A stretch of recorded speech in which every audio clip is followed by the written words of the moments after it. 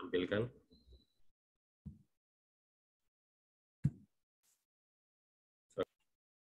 Oke, sudah tampil? Oke, mancing ikan pakai senar. Senarnya kuat, merek ternama. Kita gabung di acara webinar bersama penyelenggara PJK 3 Media Tama yang luar biasa. Terima kasih. Perkenalkan, nama saya Tirari Gunawan, Sarjana Teknik. Saya lulusan Teknik Mesin. Sekarang posisi saya sebagai CV Officer. Email saya yaitu trigunawan0909 Gmail. Mungkin kalau ada perlu tanya, silakan hubungi. Saya asli Surabaya.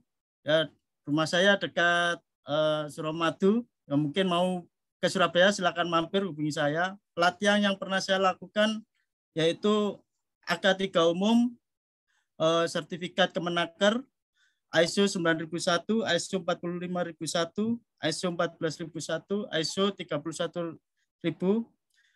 Di luar safety saya mengambil ilmu material yaitu non-disruptensil level 2 yang mungkin ini masih dasar di penetrant testing dan magnetic particle testing, dan kedua yaitu yang lalu saya mengambil TOT SKKNI level 4 PNSP. Selain pelatihan tersebut saya juga alhamdulillah mengikuti secara langsung Perfecting First Aid, Jungle Rescue, dan Awareness K3 listrik, K3 kebakaran, Confined Space, dan Basic K3 migas.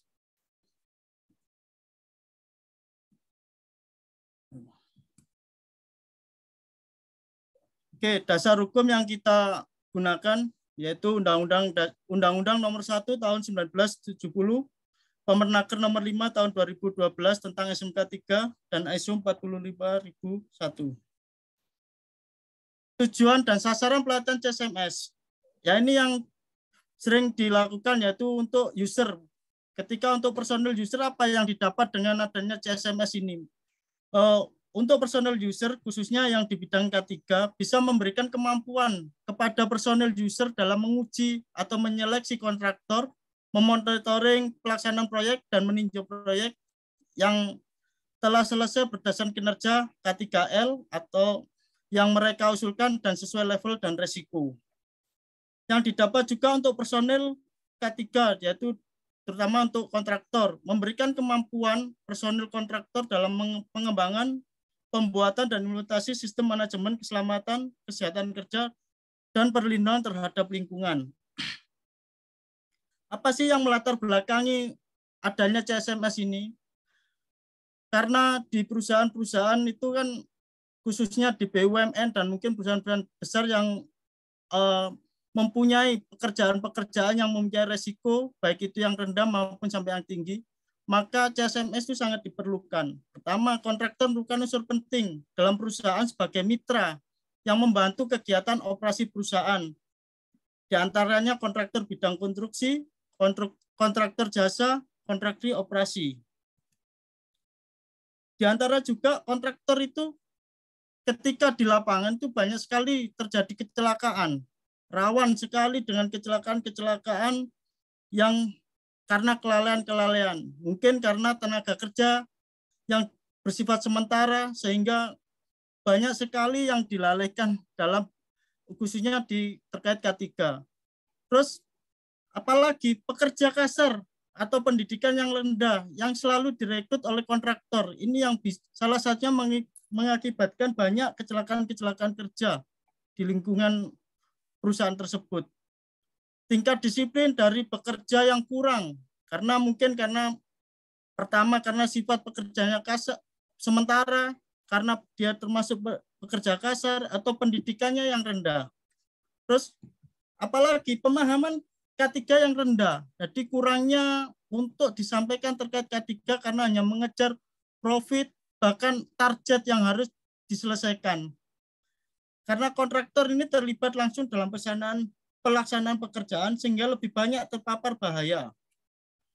Apalagi terkait yang latar belakang CSMS, kecelakaan yang menimpa kontraktor itu sangat tinggi.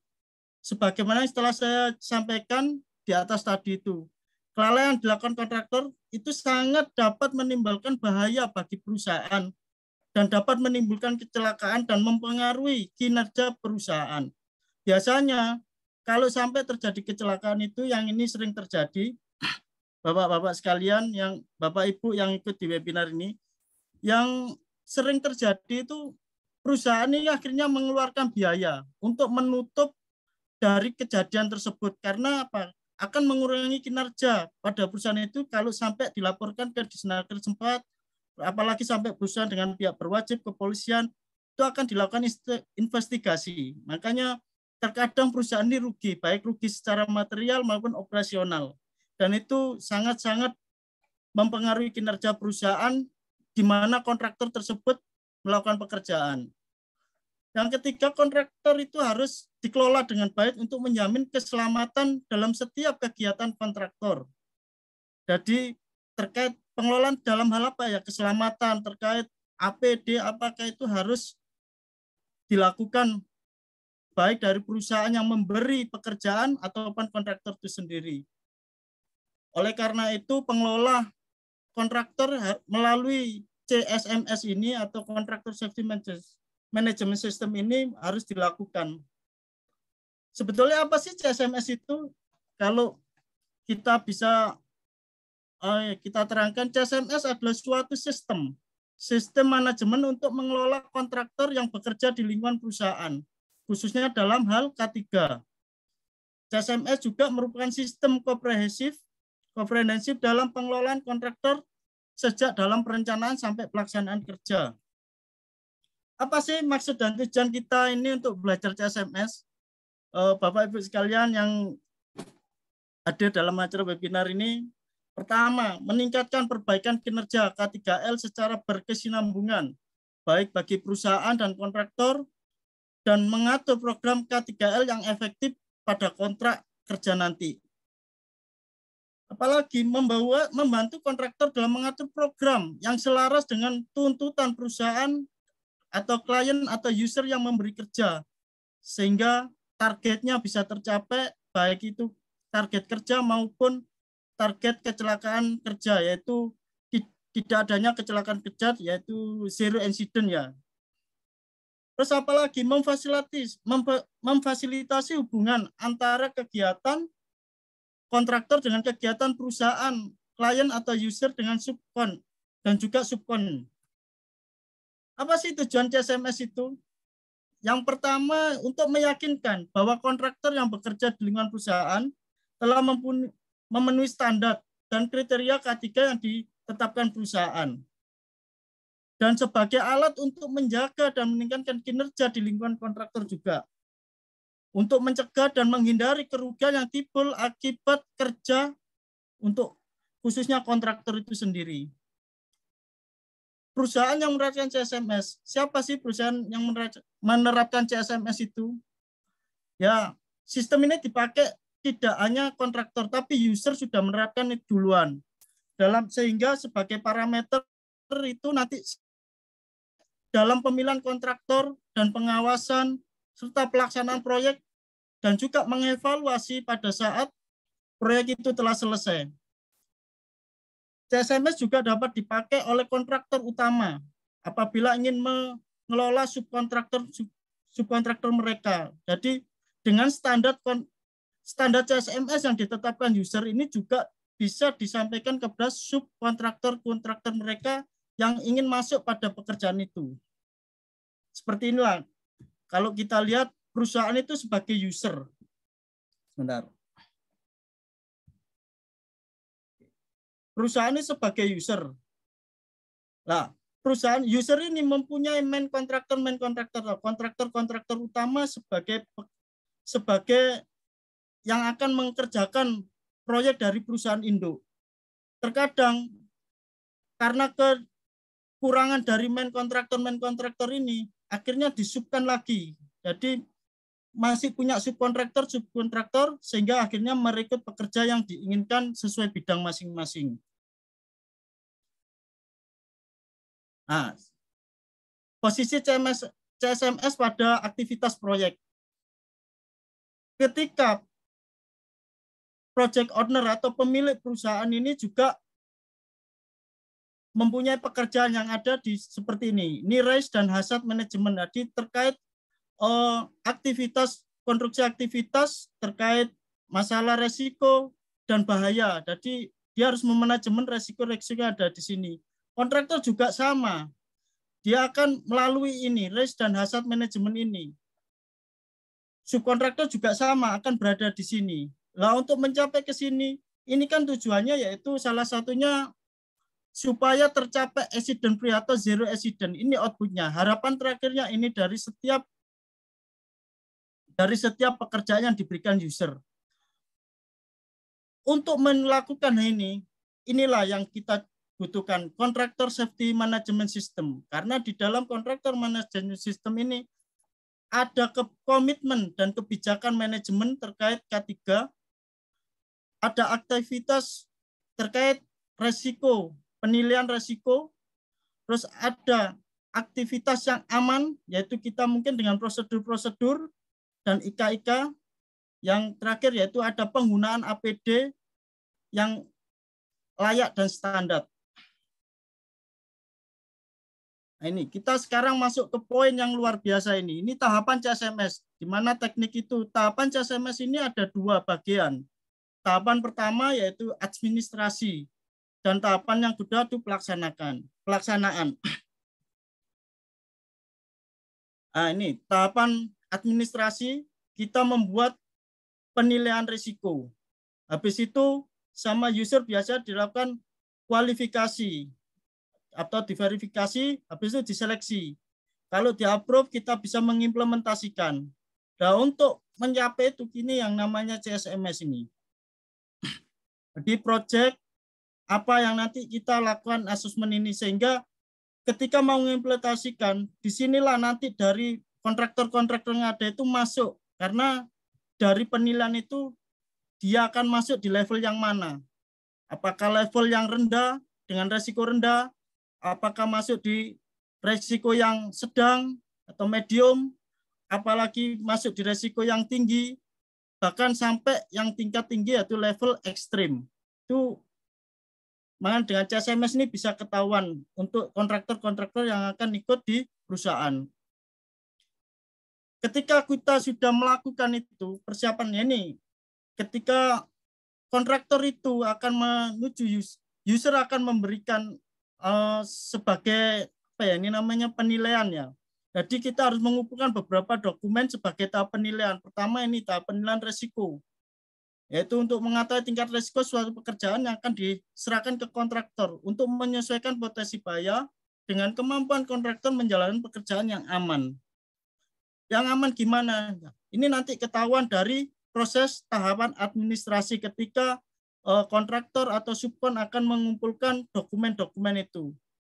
Habis itu user akan melakukan prakualifikasi, melakukan seleksi awal kontraktor yang memenuhi persyaratan K3 untuk melakukan pekerjaan, mengevaluasi atas dasar isian yang diserahkan kontraktor tentang persyaratan administrasi, pengalaman kerja, organisasi perusahaan, personil K3 yang dia miliki, rekod K3 di proyek sebelumnya gimana, itu dibuktikan dengan eviden-eviden, manual K3 yang mungkin berisi dengan SOP, IK terkait pekerjaan, dan referensi yang pernah dia peroleh. Habis itu dilakukan pemilihan kontraktor, menentukan kontraktor yang akan melaksanakan pekerjaan sesuai dengan proses menunjukkan dan pelanggan yang berlaku. Prakualifikasi aspek K3 sebagai salah satu unsur untuk pemenangan. Oke, sekarang kita di teknik menyusun CSMS. Apa sih yang harus kita lakukan untuk ini? Untuk teknik menyusun CSMS. Pertama, biasanya user itu memberi kita panduan CSMS gimana supaya kita sebagai kontraktor itu menyiapkan dokumen-dokumen yang harus kita submit, kita berikan kepada user. Makanya kita harus pelajari panduannya dulu. Kedua, dari panduan itu kita bisa melihat user itu pasti akan memberikan dokumen mandatori atau yang wajib dipenuhi. Karena mandatori ketika user akan memberikan apa pekerjaan dan susunan panduan untuk membuat CSMS, biasanya mandatori itu wajib, karena ketika mandatori sudah dipenuhi, yang jelas kontraktor atau subkontraktor itu pasti lulus. Tapi dia akan masuk ke level yang mana, itu nanti ditentukan di dokumen-dokumen yang lain dengan evidence yang lain. Kedua, kita sesuaikan dokumen yang diminta dari panduan CSMS user. Akan tetapi harus sama dengan bidang perusahaan kita. Jadi kita sesuaikan sesuai kemampuan perusahaan kita. Kalau nggak ada ya kita nggak perlu menampilkan, terutama kayak prosedur-prosedur itu apakah memang kita nggak ada, kita sampaikan nggak ada. Kecuali kalau kita mengambil perusahaan itu, pekerjaan itu ya bolehlah kita kasih, kita buatkan, lalu kita drill, apa kita sosialisasikan pada perusahaan kita. Kalau yang ini yang keempat, kalau kita sudah bergabung dengan user, biasanya CSMS itu punya lifetime. Biasanya kalau sudah mendekati expired, user akan menghubungi kita sebagai kontraktor. Nah, kita disuruh memperbarui agar bisa, nah untuk mencapai level yang kita sama, ya kembali lagi ke panduan dari CSMS yang telah diberikan user. Ada 6 kriteria dalam pemenuhan CSMS. Dan setiap kriteria ada beberapa dokumen yang harus dipenuhi. Kriterianya diantaranya ada 6 poin ini. Diantaranya yaitu komitmen manajemen, pembinaan, prosedur, peralatan, identifikasi bahaya, dan lain-lain. Salah satunya ini di poin pertama, komitmen manajemen. Isi dari komitmen ini biasanya ada sampai 1 sampai 8. Nah, ini kebetulan saya tampilkan hanya 7. Yang ini setelah saya laksanakan kapan hari itu. Nah, kebetulan saya di perusahaan yang masih berlogo akhlak dan kemarin kita baru menyelesaikan CSMS untuk perpanjangan. Di antara yang wajib dipenuhi, ini yang saya tanda merah ini mandatori dan harus dipenuhi kebijakan K3. Kebijakan K3 ini yang menandatangani itu top manajemen dari perusahaan kita. Karena berarti ketika manajemen sudah tahu, ini berarti sudah berkomitmen tentang K3. Kedua, terus dilakukan rapat K3 atau setiap kali kita melakukan pertemuan, paling tidak 1 bulan sekali dengan pimpinan dan staf-staf juga kepada terkait membahas isu-isu K3. Nah, ini pun juga harus dilampiri pertama itu kita lampiri daftar hadir, habis itu notulen yang telah dibahas itu, lalu nanti kita dokumenkan. Ini kita harus penuhi. Yang ketiga, struktur organisasi K3. Nah, struktur organisasi K3 ini tidak hanya yang biasa di P2K3. Jadi tidak hanya di P2K3, tapi di K3 ini posisinya di mana? Ini bahasanya di kita itu BSO ya. Jadi organisasi K3 ini ikut di mana? Di operasi kah, apa berdiri sendiri kah? Ini yang harus ditampilkan. Ada SK-nya juga. Habis itu dibuatkan flowchart. Nah, ini penting juga. Kedua, program dari K3 baik inspeksi ataupun dan tindak lanjut itu harus ada di komitmen ini. Nomor 5 yaitu keterlibatan manajemen dalam kegiatan K3. Apa keterlibatannya? Mungkin dari manajernya, dari direksinya, dari supervisornya sering melakukan kegiatan-kegiatan K3. Di antaranya apa? Ya salah satunya sosialisasi K3, kampanye-kampanye K3 itu harus melibatkan manajemen yang ada. Yang nomor 6 ini mandatori. Di antara asuransi, ini wajib. Perusahaan itu kalau sudah berkomitmen dengan K3 harus ada asuransi. Minimal asuransi yang diselenggarakan pemerintah seperti BPJS Ketenagakerjaan itu wajib ada. Tapi kalau kita mau eksekusi, sama saja kita juga pakai asuransi BPJS yang jakon, yang proyek itu juga harus ada, karena ini untuk melindungi pekerja-pekerja yang akan bekerja di pekerjaan tersebut. Terus pakaian kerja. Pakaian kerja juga harus yang layak dan standar. Minimal ada logo nama perusahaan. Itu wajib. Karena untuk mengidentifikasi, oh bahwasanya kalau sampai ada apa-apa dan dia bekerja di tempat yang bukan dia kerjaan, kita tahu, oh itu berarti pegawai, bukan dari pegawai perusahaan, oh itu dari kontraktor. Jadi pakaian kerja itu wajib.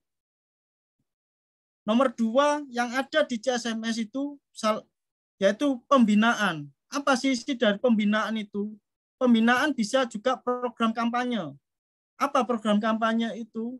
Kalau kita mau menjalankan program kampanye seperti ketika hari K3 nasional kemarin, nah, perusahaan kita komitmennya gimana? Mungkin membuat spanduk. Terus ketika kita bekerja, kita juga membuat banner. Di situ banner terkait apa kata-kata mutiara K3 ataupun penggunaan APD. Yang nomor 2, pelatihan.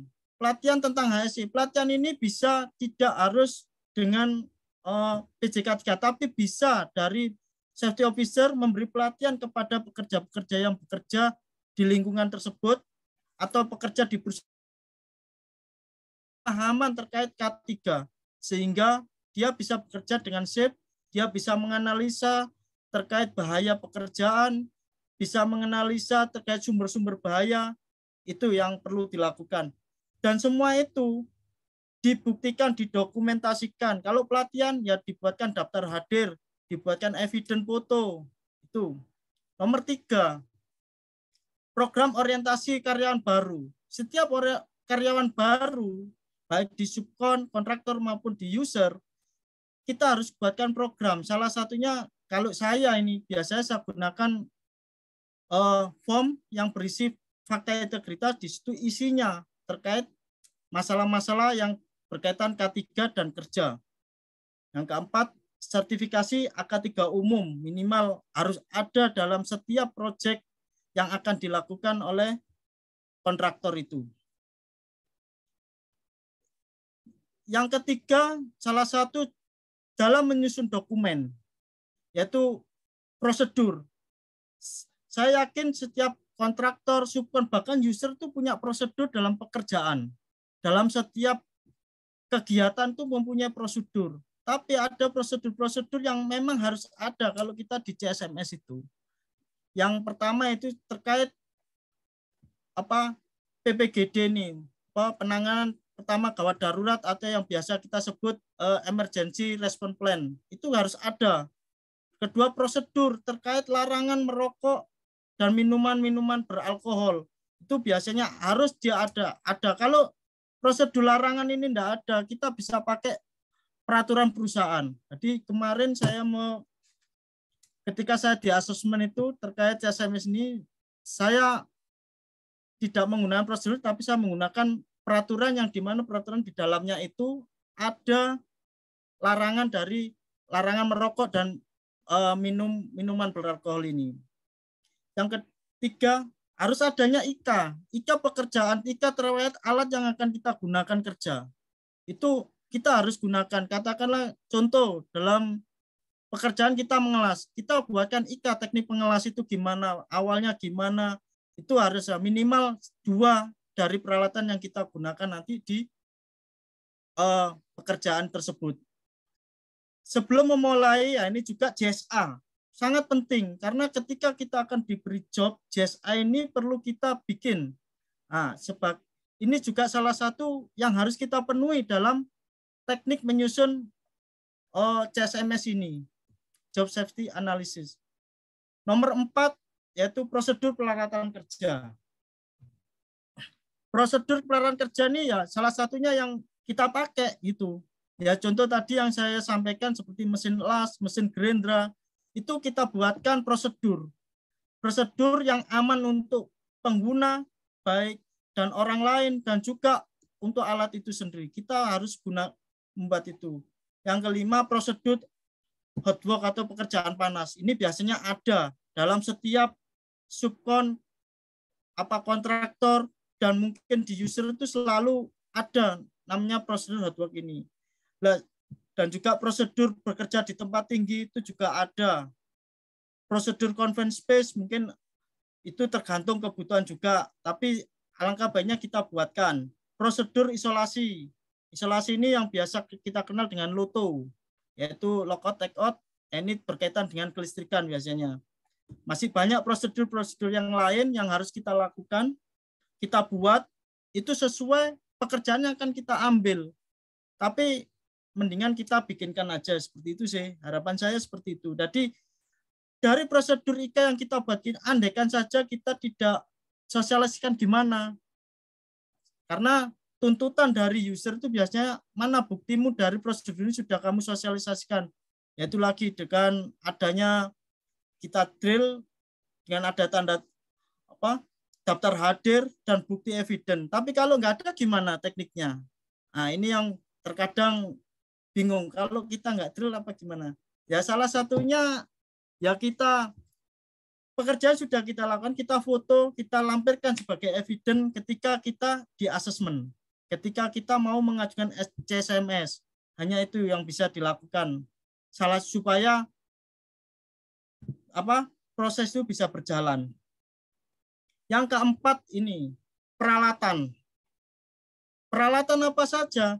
Yaitu yang paling penting peralatan penanganan gawat darurat. Biasanya ini seperti APAR, alat pemadam kebakaran, terus ini kebanyakan di ruangan ya. Biasanya juga alarm, terus kotak-kotak P3K itu harus ada sih. Itu yang harus kita penuhi. Dan juga kita lakukan inspeksi rutin terhadap alat yang akan kita lampirkan itu.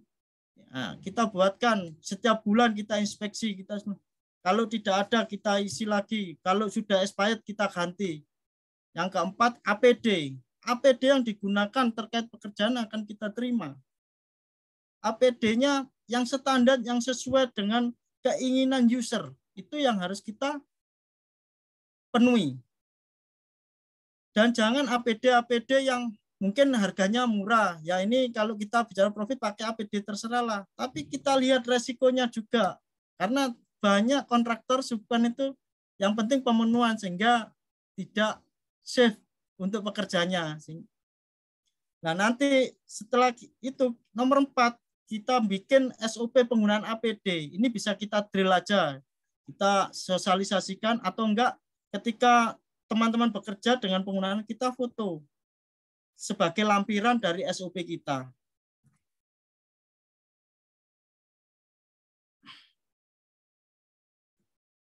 Oke, nomor 5 ini identifikasi bahaya. Biasanya salah satu poin yang itu yaitu dokumen kontrol. Kalau saya biasa menggunakan HIRA DC. Ini sebagai dokumen kontrol yang saya gunakan sebagai lampiran saya dalam CSMS.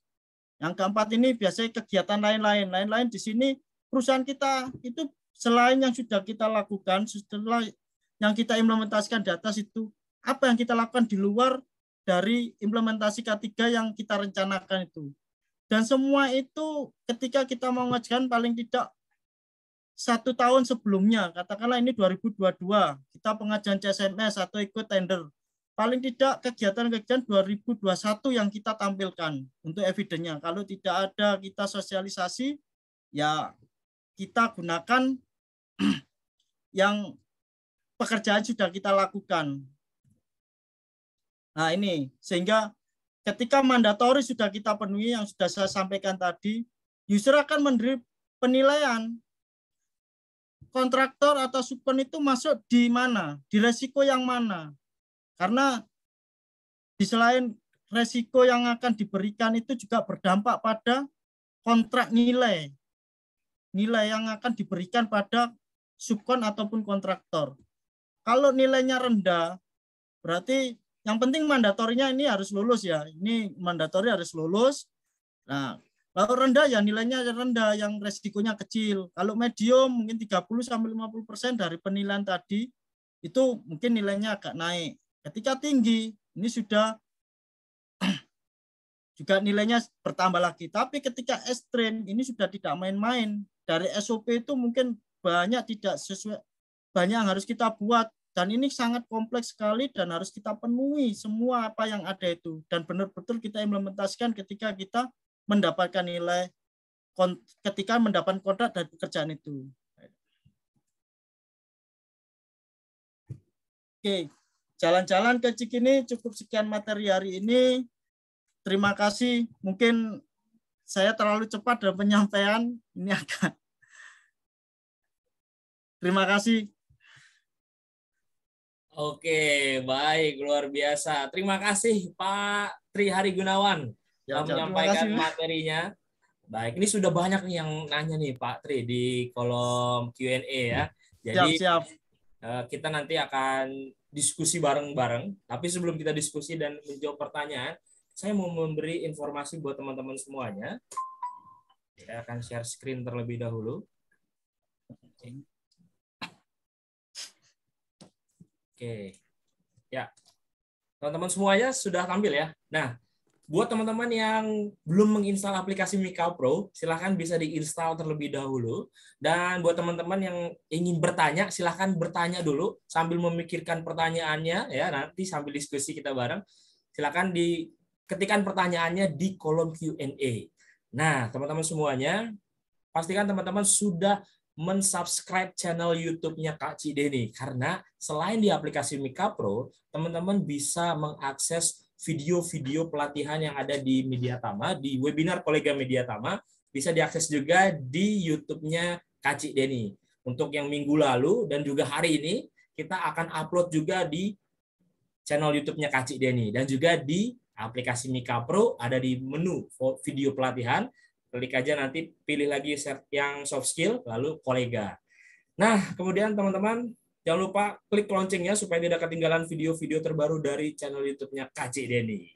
Ada juga beberapa informasi buat Bapak Ibu semuanya, dimulai dari perpanjangan lisensi dan SKP. Dipersilakan, Kak Cideni. Oke, terima kasih Pak Arief, terima kasih Pak Tri, luar biasa ya. Hari ini kita akan membahas terkait dengan CSMS ya. Sudah banyak pertanyaan yang masuk, tapi sebelum kita masuk pertanyaan, kita akan coba sharing dulu nih. Jadi kalau Bapak Ibu semua punya lisensi dan SKP yang sudah mau expired, segera perpanjang ya. Kenapa? Karena kalau sudah lewat dari 1 tahun harus mengikuti proses refreshment, butuh waktu lagi, biaya lebih gede lagi. Nah, Mediatama ada promo untuk tahun ini, Bapak Ibu semua bisa mengajukan perpanjangan lisensi dan SKP ya. Kalau lisensinya saja itu hanya 999.000 dari harga normalnya 2 juta. Sedangkan SKP-nya khusus untuk Alika 3 umum atau Alika 3 listrik ya bisa diperpanjang dengan biaya 1,499 juta. Ya, daripada dulu kita harga 3 juta, 2,5 gitu. Sekarang udah sangat terjangkau sekali. Oke, kalau Bapak Ibu semua perusahaan yang mau sertifikasi SMK 3 khusus untuk kontraktor konstruksi ya. Nah, selain CSMS kan ada persyaratan di CSMS itu ada apakah perusahaan memiliki sertifikat SMK 3? Nah, kalau kita jawab tidak, bisa jadi nanti mengurangi poin dalam CSMS ya. Nah, ini salah satu persyaratannya adalah memiliki sertifikat SMK 3. Nah, di sini teman-teman semua kontraktor silakan ya kalau ada keperluan atau kebutuhan untuk sertifikasi SMK 3 kontraktor konstruksi dengan biaya yang sangat terjangkau sekali hanya 19,5 juta. Lalu kalau perusahaan Bapak Ibu semua adalah perusahaan pabrik ya, khususnya pabrik manufaktur lah ya, dengan 166 kriteria ini juga sangat terjangkau sekali hanya 24,5 juta saja gitu. Lalu misalkan Pak, kami mau tender nih Pak, kontraktor nih dengan Kementerian PUPR. Nah, kita juga ada nih langsung 4 sekaligus sertifikasi ya.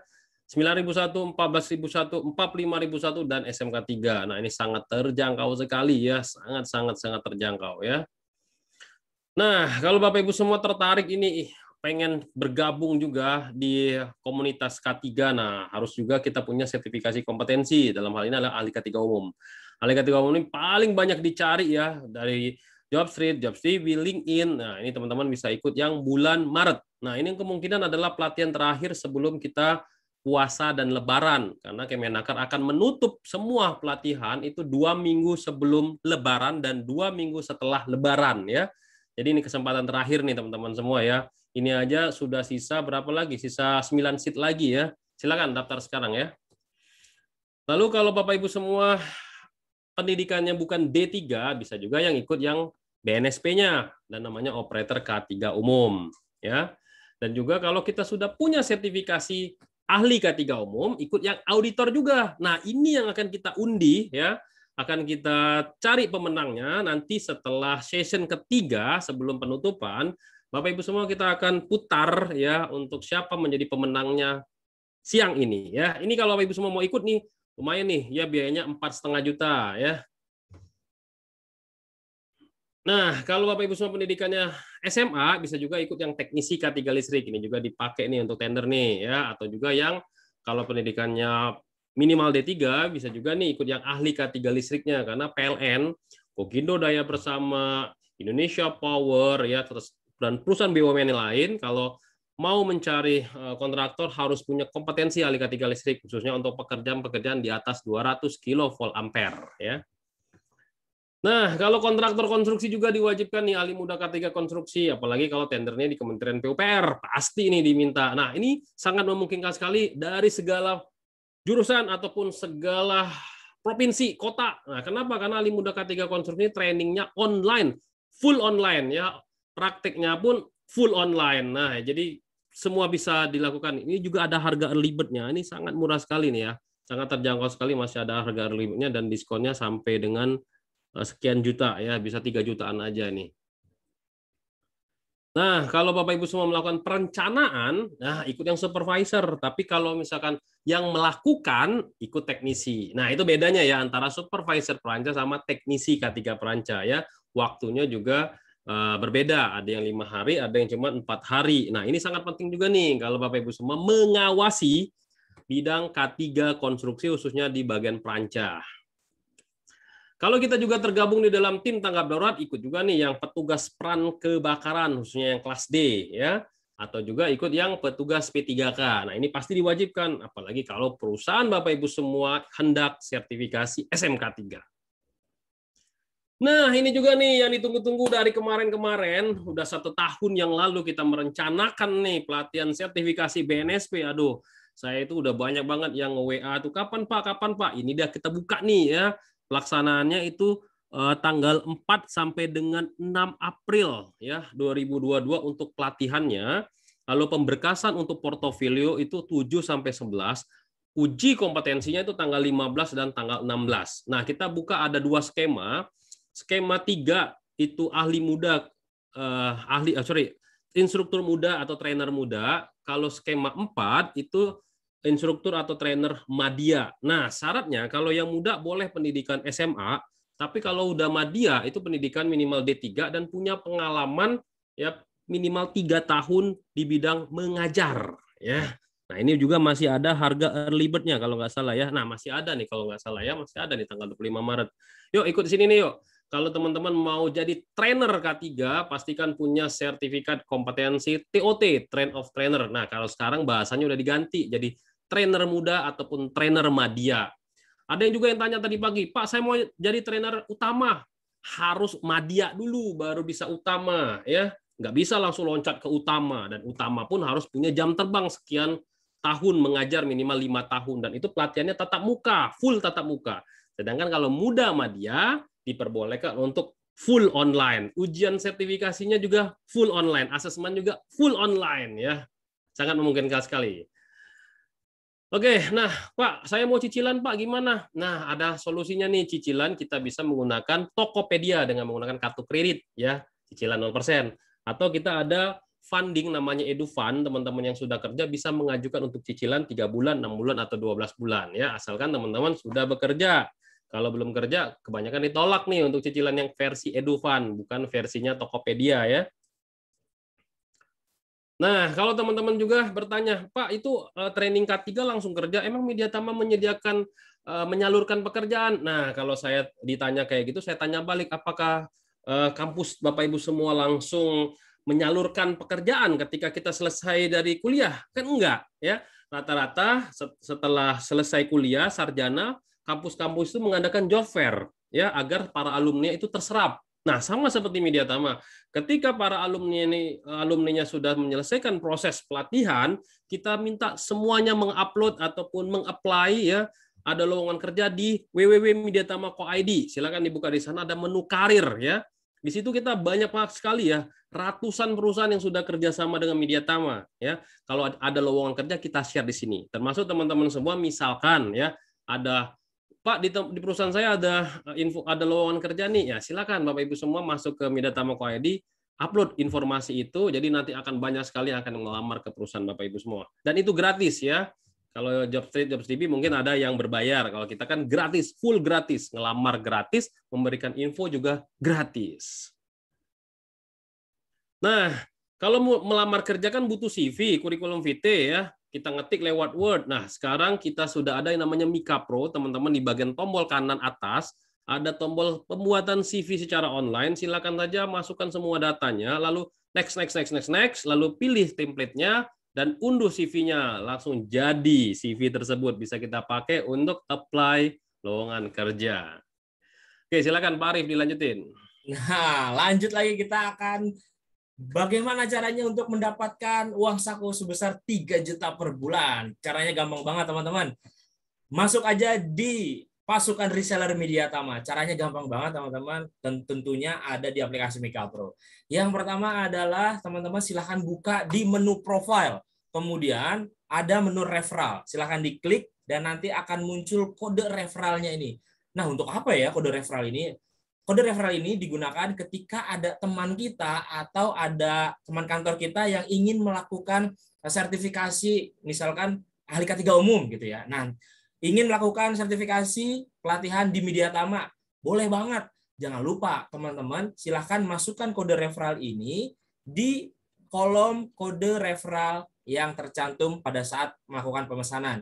Jadi setiap pelatihan yang ada di Mediatama yang berbayar, baik itu Kemnaker ataupun BNSP, teman-teman bisa men-share atau membagikan kode referral ini ke seluruh teman-teman kita atau bahkan orang-orang yang nggak kenal kita.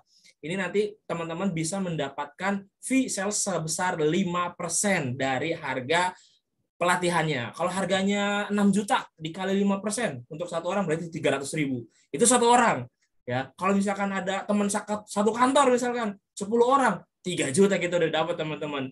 Kalau untuk satu perusahaan, 2 perusahaan, nah silakan teman-teman bisa disebar. Atau cara menyebarnya juga gampang. Silakan pilih pelatihan yang diinginkan, yang ingin disebar, lalu ada menu share yang ada di paling kanan dekat tombol WhatsApp. Itu silakan di-share aja, nanti bisa di-share ke WhatsApp, Telegram, Facebook ataupun Twitter. Dan otomatis kalau misalkan kita share ke WhatsApp, nanti akan muncul link untuk menuju ke pelatihannya, ya. Kemudian akan ada kode referralnya. Nanti kode referral tadi dimasukkan ke dalam kolom kode referral ya pada saat melakukan pemesanan melalui Mika Pro. Nah, teman-teman pastikan bisa menyebarkan ini seluas-luasnya dan mendapatkan 5% dari harga penjualan trainingnya. Oke, nah teman-teman, silakan kalau ada yang ingin informasi lebih lanjut mengenai pelatihan, sertifikasi Kemnaker RI ataupun BNSP ataupun in-house training, bisa hubungi di 021 2254 5432 atau 021 2126 3820 atau bisa juga hubungi di Mbak Risma di 0815 3261 5243.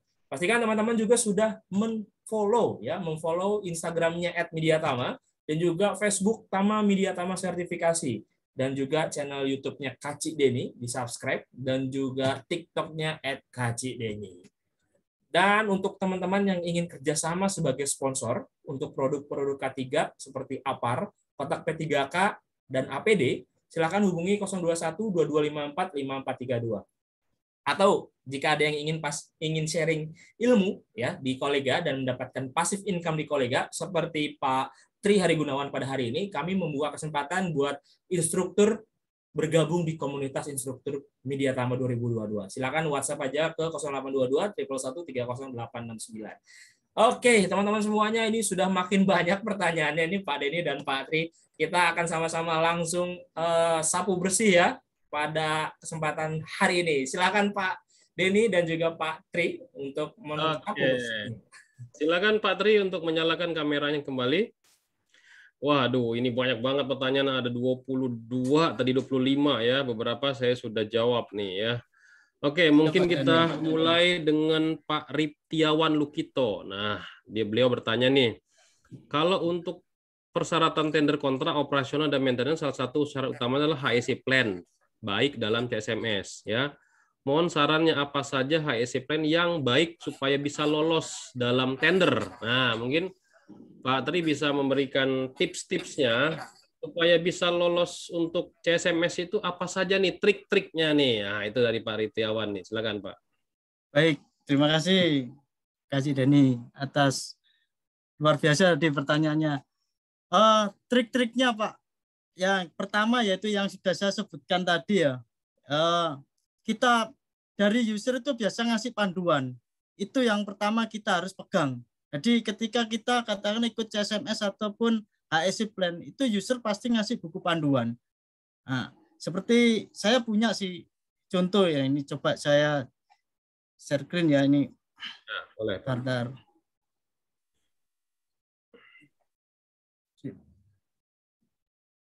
Bentar Kak, saya buka lagi.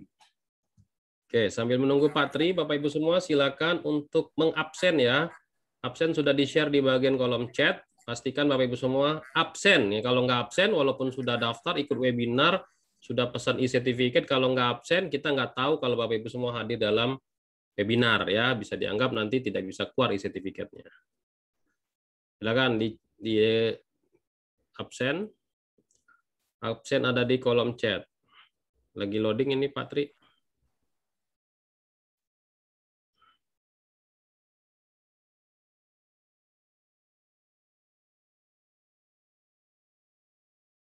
Mungkin ditutup dulu, terus dibuka lagi, Pak Tri.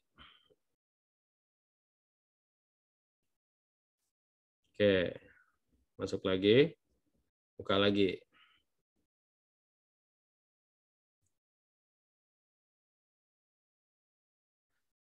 Oke, Bapak Ibu semua mungkin bingung ya, apa sih bedanya HSE plan dengan CSMS? Nah, itu juga Pak Tri, silakan nanti dicoba jawab. Ini ada pertanyaan mungkin mirip-mirip juga, perbedaan HSE plan sama CSMS itu apa sih, kapan dipakainya, dan bergunanya untuk apa sih sebenarnya fungsinya gitu. Karena teman-teman di K3 ini kadang bingung nih, HSE plan, CSMS, ada juga safety plan, ada itu mirip-mirip ya, sama bahkan ya. Bisa Pak Tri, kalau nggak bisa kita nanti aja nge-share screen-nya, penting dijawab aja, di unmute dulu. Tips-tipsnya aja tadi, pertama kita harus membaca referensi yang disampaikan oleh pihak perusahaan ya yang mau si pengguna jasa gitu ya. Terus apa lagi Pak Tri? Di unmute dulu Pak. Tipsnya apa lagi kira-kira? Saya baru ini saya cari belum bisa ini sih, sebetulnya sudah saya buka sih, tapi kok nggak bisa tampil.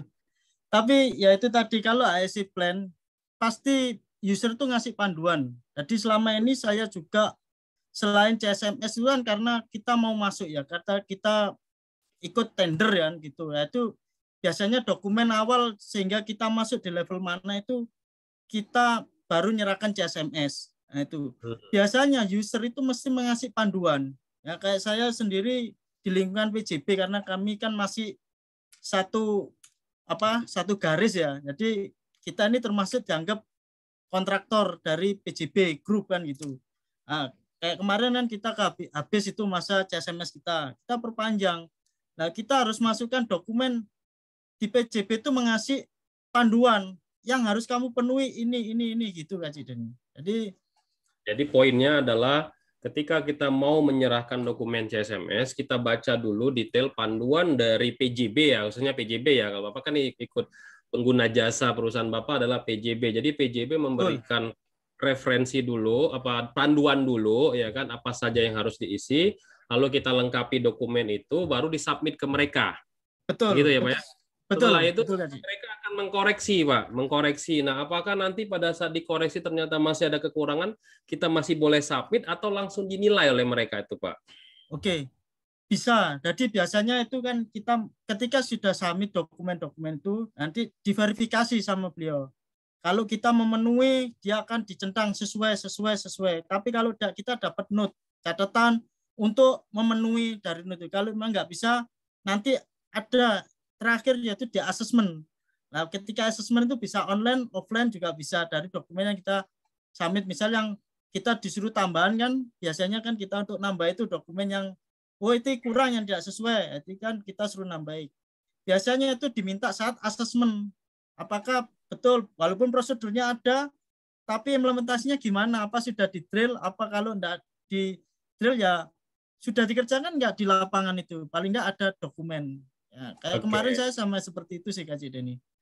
Oke, intinya ketika kita sudah mensubmit dokumen CSMS yang sudah kita siapkan berdasarkan data yang diminta oleh mereka, mereka akan melakukan asesmen ya bahasanya ya. Ada juga bahasanya verifikasi dan validasi, Pak. Betul, ya. Betul. Apakah memang dokumen ini benar-benar dibuat atau pura-pura dibuat ya? Betul. Banyak yang kayak gitu ya, misalkan mana rapat tinjau manajemen gitu ya. Nah, nanti orang K3-nya dibuatlah tuh rapat tinjau manajemen ya palsu dengan tanda tangan juga diedarin gitu ya, apa dia sendiri kan terus dengan menggunakan pulpen yang berbeda-beda kan, ada juga kayak gitu ya. Betul. Jadi PJB triknya kadang seperti itu, tapi jadi PJB juga melakukan verifikasi ya terhadap validasi data ya, mana benar-benar data yang benar-benar implementasi, mana data yang palsu gitu ya. Betul. Saran saya yaitu tadi triknya Kak Dani ya, mendingan kita kasih evidence kegiatan kita itu lebih kuat daripada kita ketika kita kan buat SOP baru tuh kita ketik habis itu kita seakan-akan kita drill butuh orang suruh kumpul, itu malah jadi pertanyaan. Tapi kalau kita melakukan kegiatan kayak kemarin kita di kelistrikan kan, kita loto isolasi mana, kebetulan kita ada aktivitas tuh, saya minta evidence foto itu sudah malah lebih diterima daripada kita untuk sosialisasi terus pakai apa tadi mengedarkan ini iya seperti itu sih Kak Dani. Jadi jadi kebanyakan juga saya pernah melihat itu kebanyakan evidence SMS itu kan rata-rata evidence palsu ya. Jadi mungkin panitia lelang pun punya trik-trik ya, tips-tips untuk melihat apakah ini asli atau enggak. Bisa juga dia berkunjung juga ya untuk validasi ya. Kalau sebelum pandemi kan kebanyakan apalagi perusahaan BUMN itu berkunjung ya untuk melihat benar enggak nih orang ini melaksanakan ini atau foto ini punya foto orang lain gitu kan ya. Oke, pertanyaan berikutnya kita bahas. Oh, ada nih mau di-share screen. Oke, silakan. Seperti ini Kak Dani. Ini sudah masuk enggak nih screen saya nih? Udah, kelihatan. Silakan. Seperti inilah Kak Dani. Biasanya kita seperti ini. Nah, ini kan yang tadi saya bilang mandatori, yang dikasih kuning ini wajib. Jadi ketika dia akan masih penjelasan di sini. Ini yang kemarin saya lakukan itu. Ini kan kita punya PJB nih, karena kita di grup PJB group. Nah ini semua akan di sini. Mana yang dibutuhkan foto tahun terakhir. Wah ini yang kita kadang orang bingung di sini Kak Dani. Nah, kemarin makanya teknik saya apa ya, ini yang prosedur terutama yang di SOP ini. Nah, ini sekarang diminta tidak hanya kamu ngedrill aja, tapi sesuai enggak dengan kondisi di lapangan. Ini yang foto-foto ini. Cukup kita dengan foto aja, sudah cukup sih Kak Dani. Iya. Itu yang bisa saya sampaikan sih di sini. Kalau saya jadi panitia CSMS-nya, saya akan minta fotonya ada timestamp. Iya. Sekarang foto nggak bisa lagi hanya foto doang ya. Sekarang foto harus ada timestamp ya. Termasuk juga tim saya kalau melakukan inspeksi ya atau memberikan bukti eviden kinerja dia dengan foto, saya bilang kalau fotonya nggak ada timestamp nggak valid ya, saya bilang kayak gitu. Oh gitu. Udah nggak bisa lagi dipalsu-palsuin triki-triki ya. Betul. Oke, silakan ditutup dulu Pak. Siap. Oke, pertanyaan berikutnya dari Pak Wisnu Sadewo nih. Pertanyaannya juga menarik nih. Pak Tri, bagaimana cara menentukan vendor tersebut masuk kategori high risk dan medium risk atau low risk ya? Sebelum kita mensubmit kan, karena kalau Pertamina itu katanya 65-70% ya baru lulus ya untuk high risk ya. Medium risk itu 35 atau low risk itu 25. Kalau di PJB sendiri gimana tuh menentukan high risk, medium risk dan low risk, Pak? Pertama kegiatannya dulu terkait pertama ya mandatori itu harus dipenuhi sih. Jadi ini mandatori itu dinyatakan ketika 3 mandatori dipenuhi itu dinyatakan lulus atau tidak lulus. Itu kalau kita ngomong CSMS lulus tidak lulus mandatori itu harus dipenuhi. 3 dipenuhi 2 berarti nggak lulus kan itu. Tapi ketika untuk penilaian berapa yang diambil kita prosedurnya harus yang dijalankan gimana, itu yang akan menjadi penilaian. Katakan saya memenuhi nih prosedur semua dari yang saya submit tadi itu. Tapi semua palsu. Nggak ada yang kita lakukan, ada hanya beberapa yang ya nanti yang dinilai ya hanya yang itu yang nanti divalidasi itu. Jadi yang ada bukti foto drillnya itu yang nanti kita akan diberi penilaian sama pihak kami gitu. Jadi seperti itu sih. Walaupun dari 37 poin kita penuhi semua, tapi realitanya di lapangan tidak seperti kita di asesmen. Ya enggak bisa dari 100% apa dari situ. Jadi dari drillnya itu sudah ketahuan sih, parameternya seperti itu Kak Ci. Oke, jadi dari PJB sendiri sudah menentukan kalau pekerja ini high risk ya. Jadi si kontraktor harus memenuhi sekian persen gitu kan ya dari kriteria pertanyaan dari CSMS itu sendiri gitu kan Pak ya? Ya, betul. Oke, lanjut lagi pertanyaan berikutnya. Untuk prosedur penyusunan CSMS yang mandatorinya seperti asuransi ya dari Pak Febrianto. Jika pihak kontraktor tidak bersedia membuatkan dan hanya sanggup menjamin setiap kecelakaan kerja yang terjadi adalah tanggung jawab kontraktor, apakah bisa? Nah, ini misalkan ada pertanyaan CSMS itu, apakah perusahaan memiliki asuransi, misalkan Askrindo atau asuransi apa yang menjamin sebuah proyek? Terus perusahaan itu bilang, saya nggak ada asuransi seperti itu, tapi saya menjamin kalau terjadi kecelakaan tanggung jawab perusahaan kami. Itu boleh nggak kayak gitu? Bukan tidak melibatkan pihak ketiga untuk menjamin kecelakaan tanpa ada asuransi. Boleh nggak kayak gitu? Kalau di tempat kami itu nggak boleh biasanya. Tapi kembali lagi user, karena ada diskusi kan, ada katakanlah, dan itu menurut saya harus di perjanjian itu harus dinotulenkan, katakanlah ada kesepakatan khusus, baru kalau user memang setuju, nggak apa-apa, berarti kan semua kan karena tergantung user. Kalau di tempat kami kan user kan kontrak, bagaimanapun kita sebagai kontraktor apa subkon itu kan user punya kuasa, jadi kalaupun memang kita nggak bisa menekan user, kita nego, kalau nego nggak mau, ya udah nggak bisa, berarti nggak bisa, seperti itu. Ya ini beberapa proyek saya aja contoh, kita kurang jakon, jasa konstruksi BPJS-nya ya yang untuk jakon itu karena kontrak belum murun nilai kan kita belum kita nggak bisa kerja karena working permit nggak bisa diterbitkan ya seperti itu. Akhirnya kita nego-nego karena deadline. Nah, ini masih proses, paling nggak bukti pembayaran itu kita serahkan baru. Oh ya oke. Saya tunggu ya berapa lama biasanya ada deadline seperti itu sih Kak Denny. Jadi tetap harus ada kesepakatan dengan user dulu, intinya seperti itu. Oke, itu adalah pertanyaannya ya. Nah, kalau ngomongin soal waktunya nih, kira-kira CSMS di PJB sendiri itu waktunya berapa lama sih ketika kita sudah dinyatakan lulus nih, terus kita harus mensubmit lagi dokumen tersebut. Kira-kira ada waktunya nggak apa pada saat setiap ganti project atau project yang sama tapi ada waktunya seperti itu nggak Pak? Dari Pak Irfan Nugroho bertanya, silakan Pak. Kalau CSMS Pak itu kan ada kayak kita punya lisensi K3 ya Pak ya. Kartu penunjukan. Jadi lifetime-nya berapa? Kalau di tempat kami 3 tahun, Pak. Biasanya untuk 1 tahun itu kita di audit aja sih. Nah, itu. Tapi kalau HSI plan, nah itu kita harus ngisi setiap project. Nah, itu nanti ada form khusus untuk HSI plan seperti itu. Jadi kalau CSMS ketika kita sudah submit, karena kita sudah masuk kan, sudah dapat sertifikat, itu ada lifetime-nya, ada waktu expired-nya. Mungkin setahun sekali, mungkin kita tergantung user juga sih mau suruh update apa enggak, itu kalau kita sudah masuk dalam arti kita jaringan ya Pak ya, sudah masuk di user gitu. Kayak saya sendiri kan karena bagian dari PJB, nah kita ada kontrak setiap tahun ya cukup kita mungkin diaudit setiap tahun itu aja. Berjalan enggak terkait implementasi muka 3, hanya itu sih. Tapi karena kemarin kebetulan sudah expired, waktunya habis, mungkin karena 3 tahun waktunya sudah selesai ya kita harus perbarui, nah itu baru kita penuhi. Yang diminta itu evidence 1 tahun yang ke belakang yang terakhir itu. Jadi yang seperti itu sih. Oke, jadi waktu untuk CSMS adalah ditentukan 3 tahun. Kalau misalkan ganti project harus membuat CSMS baru lagi.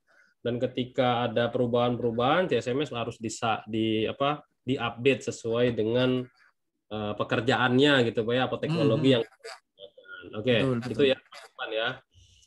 Oke, berikutnya Pak. Siapa, ini Pak Syahril bertanya, siapa yang menyusun CSMS Pak? Biasanya kalau itu di perusahaan Bapak, apakah memang harus personil K3L atau boleh orang lain Pak di dalam perusahaan tersebut? Silakan Pak. Ya ini, kadang saya ketawa sendiri kasih ini. Jadi seorang safety itu seakan-akan harus semua serba bisa. Padahal kalau kita dari lihat poin-poin yang akan yang kita kerjakan itu tidak melibatkan safety. Harusnya itu tim dari subdit lainnya, mungkin SDM, mungkin umum. Nah, itu harus ada. Cuma kadang salah kaprah dan tim-tim ahli ya. Kita orang K3 ya, karena saya kebetulan ini orang teknik. Jadi saya pernah bekerja di semua itu lini itu, katakan di permesinan kah, di listrik, sehingga saya bisa bikin. Tapi itu prosedur-prosedur kan harusnya bukan orang K3. Nah, kalau orang K3-nya background-nya dari kesehatan, apa bisa bikin prosedur pekerjaan teknik kan ya juga bingung. Nah, itu yang salah kaprah. Harusnya itu tim, kita harus membuat tim. Nah, ya itu tadi sih Kak Cidani. Salah kaprah yang terjadi di perusahaan-perusahaan ini seakan-akan K3 itu orang yang serba tahu gitu. Oke, jadi siapa yang membuat CSMS? Ya, hendaknya yang membuat CSMS adalah sebuah tim ya. Betul. Bukan hanya dari K3L saja, tapi juga dari tim yang lain. Seperti kalau prosedur itu kan ada yang namanya dokumen kontrol, manajemen representatif, bahkan kalau misalkan pekerjaannya di tempat-tempat yang berisiko tinggi yang harus ada orang engineering juga terlibat di sana. Ya, jadi membuat CSMS bukan semata-mata orang K3 aja.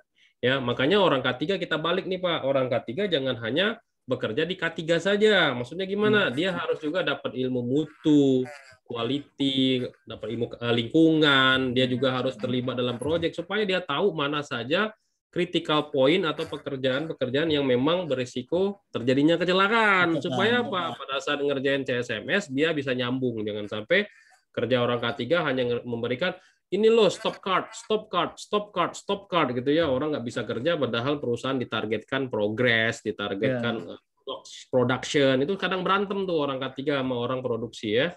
Betul. Itu ya Pak Riza ya. Oke, lanjut lagi. Apakah CSMS itu beda-beda untuk tiap proyek atau tiap pekerjaan? Nah, Pak Daud Daniel, silakan Pak. Ya, sudah saya sampaikan tadi.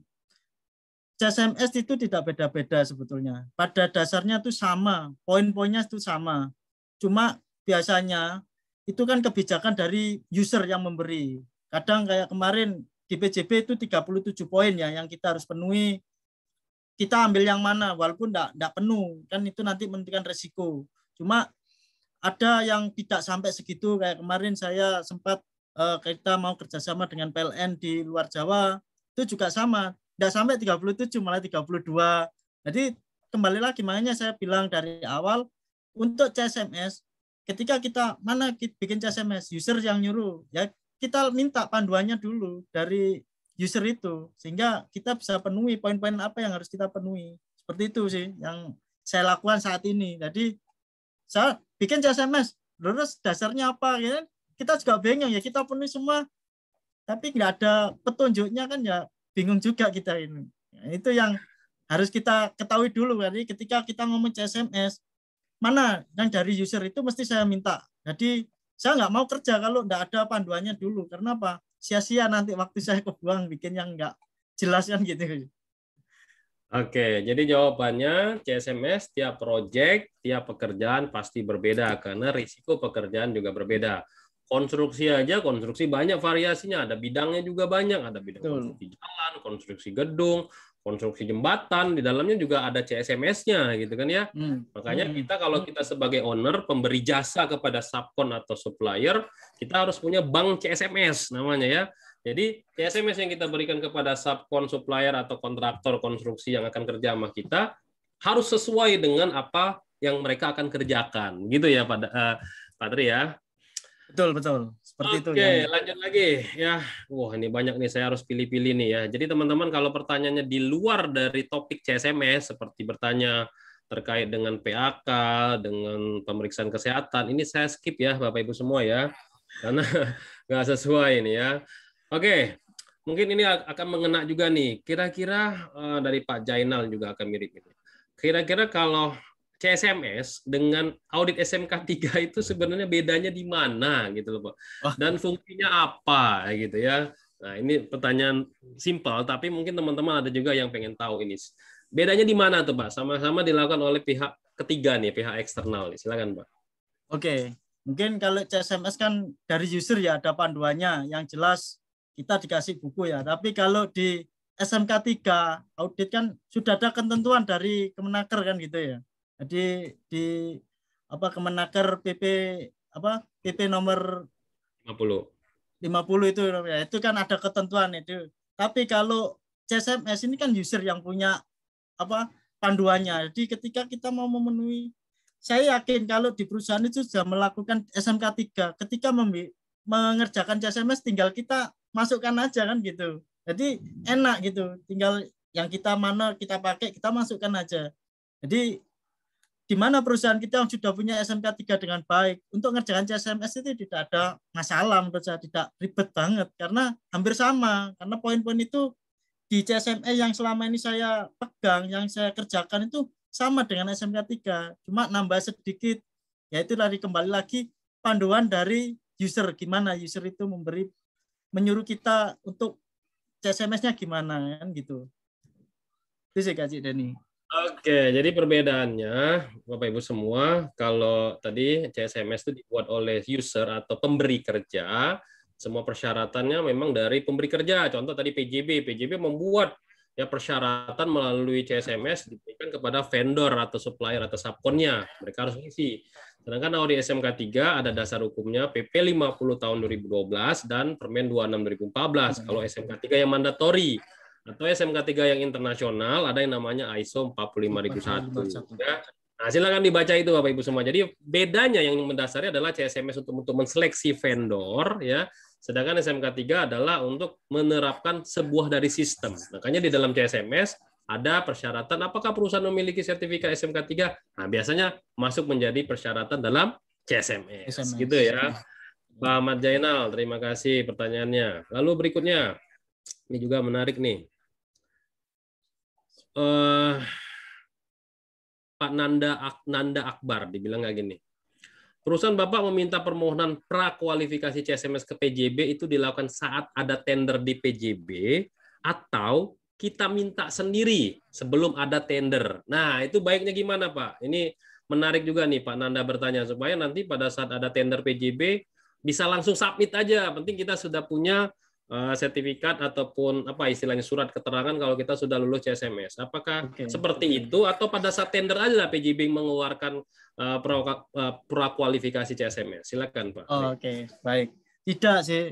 Oke, saya jawab. Kalau di tempat kami tidak seperti itu. Makanya saya bilang dari awal, kalau kita sudah masuk di user, bagian dari user, bagian kontraktor subkonnya dari user apa kontraktornya user, gitu kita akan, kalau kita sudah punya, kita tinggal perpanjangan gitu Kaji. Tapi kalau belum, ya kita pengajuan supaya kita bisa masuk di proyeknya tendernya PJB.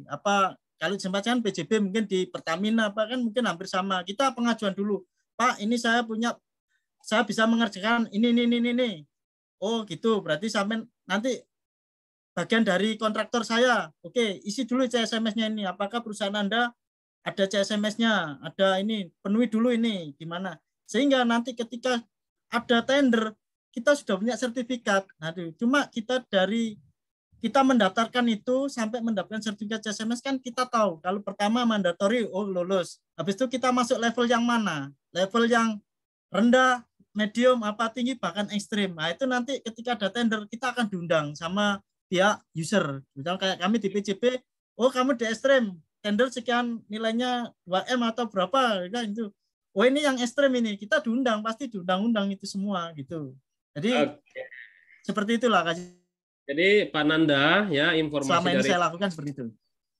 Kalau mau CSMS tidak mesti menunggu PJB membuka tender, tapi kita bisa mengajukan diri ya kan, meminta formulir atau meminta persyaratan untuk kita masuk menjadi kualifikasi vendor mereka ya. Baru kita lengkapi CSMS-nya, kita lengkapi semua, nanti mereka akan verifikasi dan validasi atau melakukan asesmen, kita mendapatkan dokumen surat keterangan kalau kita sudah lulus CSMS untuk level apa, risiko tinggi, risiko menengah atau risiko sedang, ya kan, risiko kecil gitu ya, ringan gitu ya.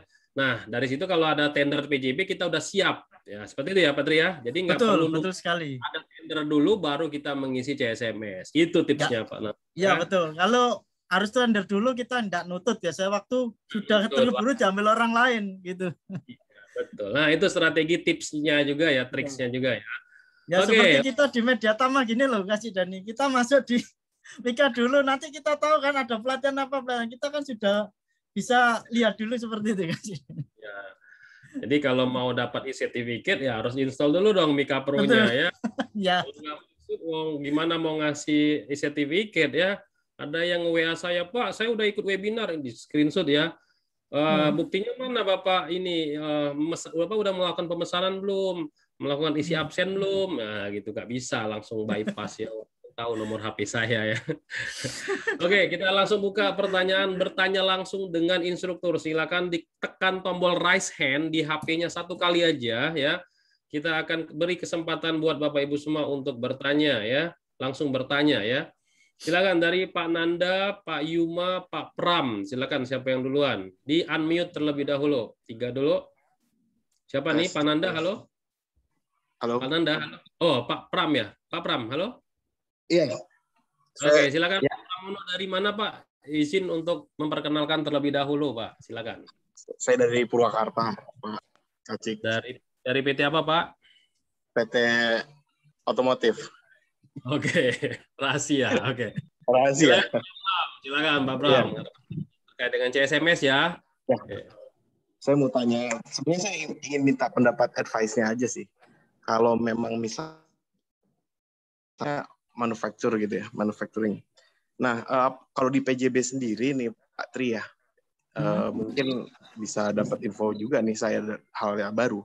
Kalau terkait CSMS ini, kalau kita mengajunya refernya ke 45001, itu di 814 itu kan pengadaannya itu baik produk ataupun layanan gitu ya, jasa atau jasa lah misalnya. Nah, bagaimana untuk yang bersifat produk, misalkan kayak kami ini seperti supplier gitu ya, jadi kan banyak supplier. Memang sejauh ini kami terkait prosedur untuk kita bilangnya bukan prosedur CSMS, kita ada prosedur pengadaan barang dan jasa itu ya di CSMS di dalamnya. Terkait K3-nya juga diatur juga. Nah, kita terkait untuk seleksi pun kita atur sedemikian rupa dari 3 sistem. Kebetulan kami sudah terintegrasi baik dari quality, lingkungan dan K3. Itu kita menyeleksi. Kadang sempat kita datang juga ke suppliernya dan lain-lain. Dan itu semua tertuang dari seleksi, dari pengiriman sampai nanti pekerjaannya atau pekerjaan gitu ya, sampai dengan nanti evaluasinya. Bahkan ada awardingnya gitu untuk penilaian, untuk sortir lagi ini mana sih yang tidak baik, mana yang selama ini baik gitu ya. Nah, ingin yang saya tanyakan adalah di PJB sendiri untuk CSMS ini apakah dimasukkan juga untuk kategori yang sifatnya produk gitu ya, atau misalnya supplier. Nah, itu mekanismenya seperti apa begitu. Nah, ya gimana Kak? Ada lagi? Ya. Lalu untuk yang memang selama ini kami tidak ada masalah terkait untuk yang masalah audit dari badan sertifikasi, tidak ada mempermasalahkan mengenai itu. Tapi saya juga belum pernah mengetahui di perusahaan sejenis, maksudnya di bidang sejenis seperti misalnya di otomotif yang lain ataupun di manufacturing yang lain. Saya hanya ingin minta advice-nya aja sih dari Pak Tri sendiri, mungkin seperti apa gitu Pak untuk menanggapi untuk masalah seperti itu Pak. Terima kasih. Oke, terima kasih Pak Pram. Jadi gitu Pak Tri, apakah di dunia produk ya kan CSMS itu singkatannya kontraktor ya, safety management system. Apakah kalau pabrik manufaktur itu bisa juga mengimplementasikan CSMS, konsepnya CSMS, tapi yang diseleksi itu adalah supplier berupa produk. Apakah berlaku juga CSMS kalau di PJB? Silakan Pak Tri. Ya, kalau untuk produk ya Pak ya, karena kan mungkin selama ini saya memang belum tahu ya, jujur saya belum tahu. Jadi cuma itu kan sudah divisinya di divisi pengadaan. Nanti dia yang bikin, kembali lagi Pak, semua itu kepanduan dari user. Jadi ketika kita mau jadi supplier material kah, supplier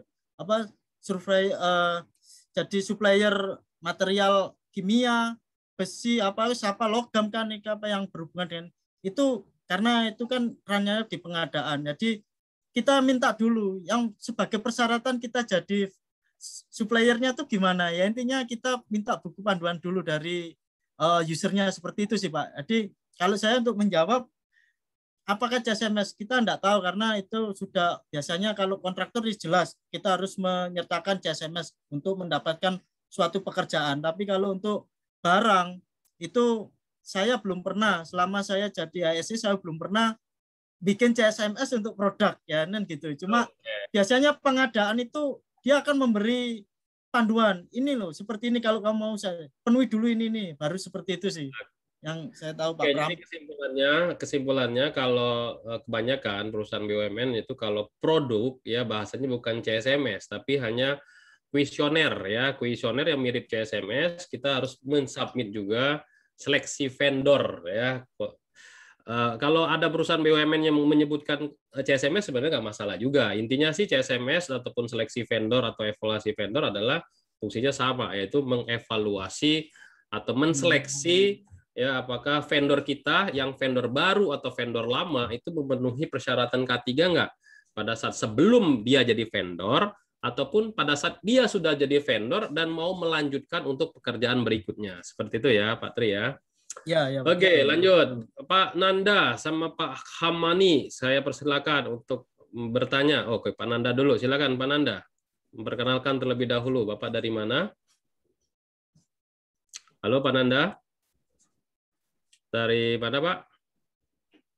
Oke, Pak Kamani Fikri, silakan. Pak Nanda tidak ada suara.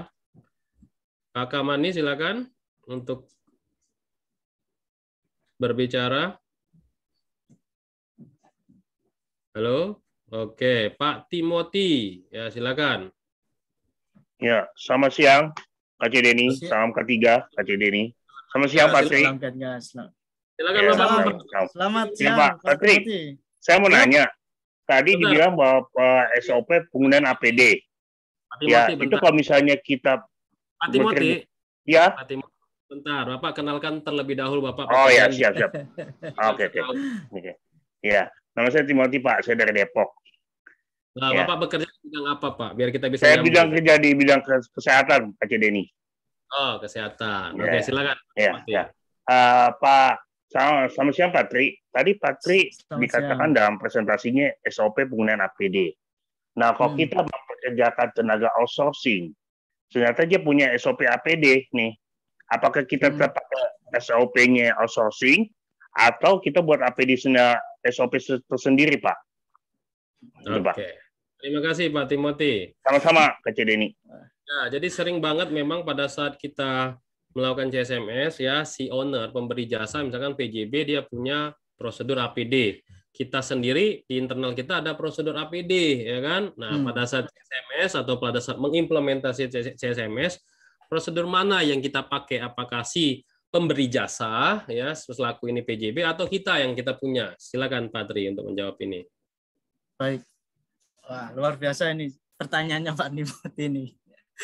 Ya Pak, kalau untuk CSMS Pak ya, kadang kan kita walaupun sebelum masuk ya CSMS itu kan ibaratnya kita itu mau mendapatkan project ya Pak ya. Nah, kalau kita dari user kontraktor itu punya prosedur dan di CSMS itu harus ada prosedur ya, harus kita tampilkan prosedur kita Pak.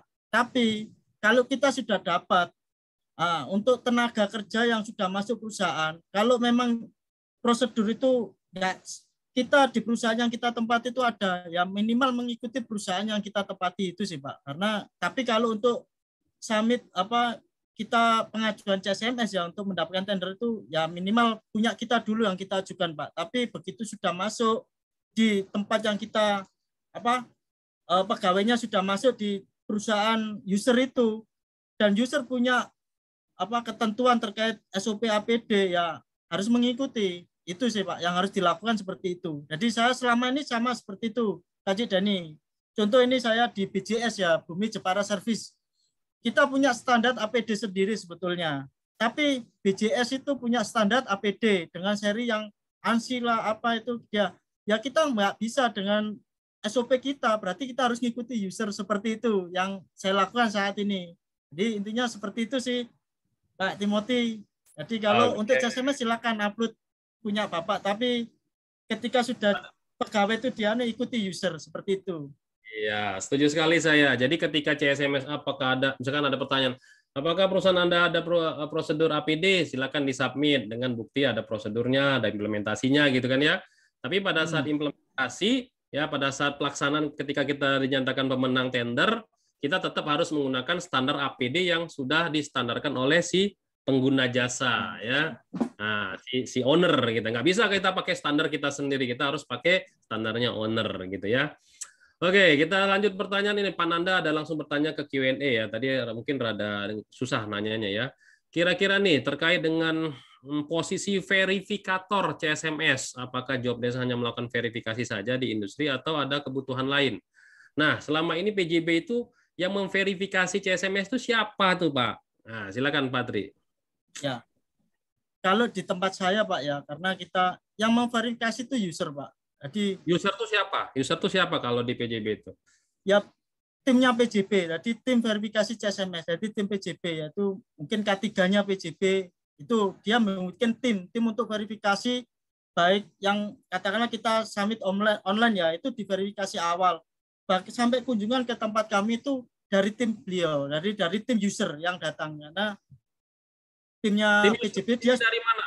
Tim user sendiri tuh dari kumpulan divisi apa aja Pak kebanyakan?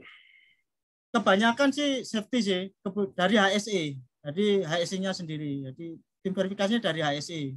Itu kalau ada karena produksinya ikut juga dalam tim verifikasi CSMS, produksi tim apa namanya project juga ada juga orang engineering juga nggak masuk nggak ke dalam verifikasi CSMS? Kalau di tempat saya kemarin karena yang verifikasi hanya orang safety, jadi orang HSE-nya aja, divisi HSE aja. Untuk itu sih. Tapi untuk secara dalamnya saya kurang tahu dari ketika saya berhubungan pun dengan orang-orang HSE-nya aja sih. Ketika awal kita pengumpulan dokumen sampai diverifikasi awal, bahkan sampai asesmen yang datang itu orang HSE-nya aja. Jadi mungkin di dalamnya ada orang, mungkin apa kita juga nggak tahu orang itu sudah punya AK3 umum yang cuma bidangnya mungkin bisa dilibatkan, cuma saya nggak tahu secara detail. Tapi ketika saya kemarin melakukan proses CSMS itu, yang kita hubungan dengan orang-orang HSE aja, itu yang saya tahu Kak Dani. Oke, jadi memang kebanyakan yang memverifikasi CSMS juga pengalaman saya memang dari tim HSE ya, tapi tidak menutup kemungkinan tim HSE juga ada tim dari produksi atau tim engineering yang akan terlibat juga pada saat mungkin teman-teman diminta untuk presentasi. Bapak Ibu semua, sebelum CSMS itu di-approve, biasanya para vendor atau kontraktor itu atau subkon itu suruh presentasi dulu CSMS-nya tadi gitu kan ya. Nah, pada saat presentasi, verifikasi dan validasi data biasanya juga selain orang HSE ada juga tim yang lain gitu Pak ya. Bisa jadi tim procurement, tim operasional atau tim engineering dan lain-lain. Itu tergantung dari masing-masing owner ya, karena owner juga beda-beda gitu ya. Oke, kita buka lagi pertanyaan langsung dari Pak Hamyadi ya, silakan Pak Hamyadi ya. Lalu Pak Yuma. Pak Yuma, kita buka dulu nih. Siapa dulu nih? Silakan Pak Yuma. Oke. Silakan Pak Yuma. Ya, selamat sore Pak Denny, Pak Tris. Ya, saya Yuma Pak. Dari mana Pak? Perusahaan apa? Bergerak di bidang food industry dan manpower supply, Pak. Di mana Pak lokasi? Di Jakarta, Pak, head office kami. Oh, Jakarta. Ya. Silakan Pak Yuma. Ya, mungkin izin ada beberapa pertanyaan terkait dengan CSMS. Ya, pertama mungkin CSMS lebih ke oil and gas ya Pak ya. Jadi kan CSMS di ONG ini kan melalui CIVD ya Pak ya. Nah, itu yang ingin saya tanyakan, apakah satu sertifikat yang lulus pada satu K3S di SKK Migas, apakah bisa digunakan ke semua K3S yang lain seperti itu? Yang pertama. Kemudian yang kedua, sejauh pengalaman mungkin dari Pak Tri atau mungkin Pak Denny, dari K3S mana sih atau perusahaan mana yang requirement-nya kemudian juga persyaratan CSMS-nya itu sangat sulit sekali untuk kita comply seperti itu. Kemudian yang ketiga, satu lagi Pak, terkait dengan proses renewal-nya Pak, renewal dari CSMS sendiri itu seperti apa sih Pak teknisnya terkait dengan masa berlaku sertifikat CSMS, kemudian juga nanti ketika proses perpanjangan apakah kita mensubmit data yang sama atau seperti apa terkait dengan proses renewalnya Pak. Mungkin itu saja Pak pertanyaan dari saya. Terima kasih atas jawaban dan perhatiannya Pak. Oke, terima kasih Pak Yuma. Oke, pertanyaan yang pertama Pak Tri. K3S, mungkin K3S itu bahasanya dari sana ya, mungkin kan beda-beda kan, SKK Migas atau perusahaan-perusahaan menseleksi vendor tuh ada juga yang menggunakan beda bahasanya, CSMS, ada juga K3S. Mungkin dia ngajukan K3S itu apakah dengan satu sertifikat, misalkan kita ngomong CSMS ya, satu sertifikat CSMS atau K3S itu bisa berlaku untuk semua unit. Contoh misalkan Pertamina aja. Kita CSMS nih di satu unit Pertamina misalkan, apakah dokumen CSMS itu berlaku untuk semua tender-tender Pertamina atau juga PJB? Apakah kita sudah tender nih di PJB A misalkan, PJB kan juga banyak tuh unitnya, apakah juga berlaku untuk PJB yang lain seluruh Indonesia? Nah, itu mungkin pertanyaan pertama. Silakan, Pak. Oke. Luar biasa nih pertanyaan. Berat. Tapi enggak apa-apa. Saya senang ini, Pak. Akhirnya saya tambah wawasan ini.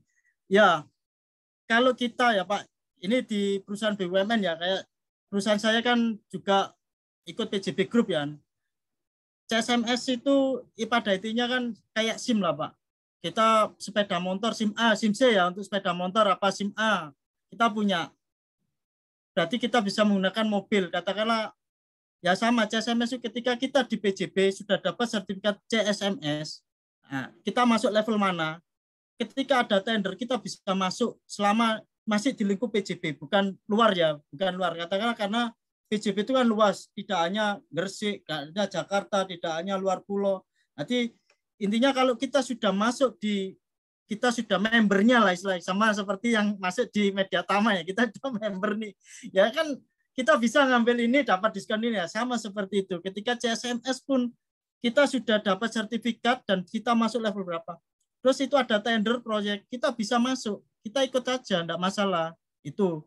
Tapi ketika kita proses sudah dapat, nanti kita ada namanya HSI plan untuk prosesnya gitu. Jadi ketika sudah kita menang bisa untuk semua. Saya rasa di Pertamina pun sama. Ketika kita sudah dapat sertifikat CSMS, ikut tender apapun bisa asal sesuai level. Kembali lagi level yang kita dapat di mana itu baru bisa. Seperti itu sih, Pak. Mungkin kalau satu manajemen mungkin bisa, Pak ya. Tapi kalau misalkan dia sudah pakai cabang, Pak, kayak BUMN misalkan, sebut saja Utama Karya misalkan gitu ya.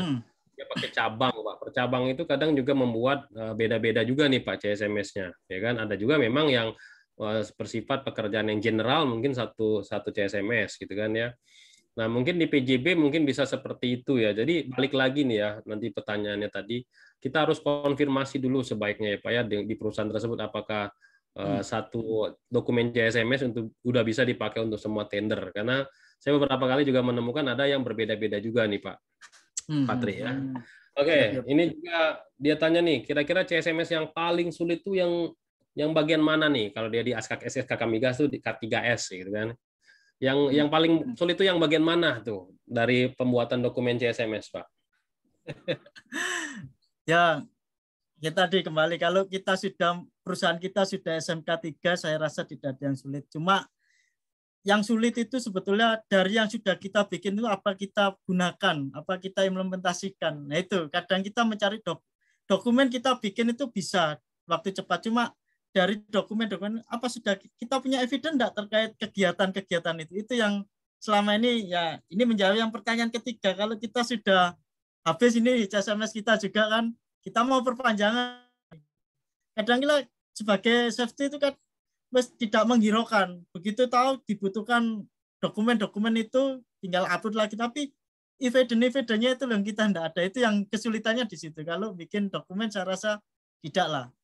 Kita bisa ngambil yang lama, jadi kita katanya masih berlaku yang lama ya kita upload yang lama, cuma yang sulit itu foto-fotonya, evidenya itu yang kadang kita tuh apa kita lakukan apa enggak itu yang tidak termonitoring, seperti itu sih Kak Sidney.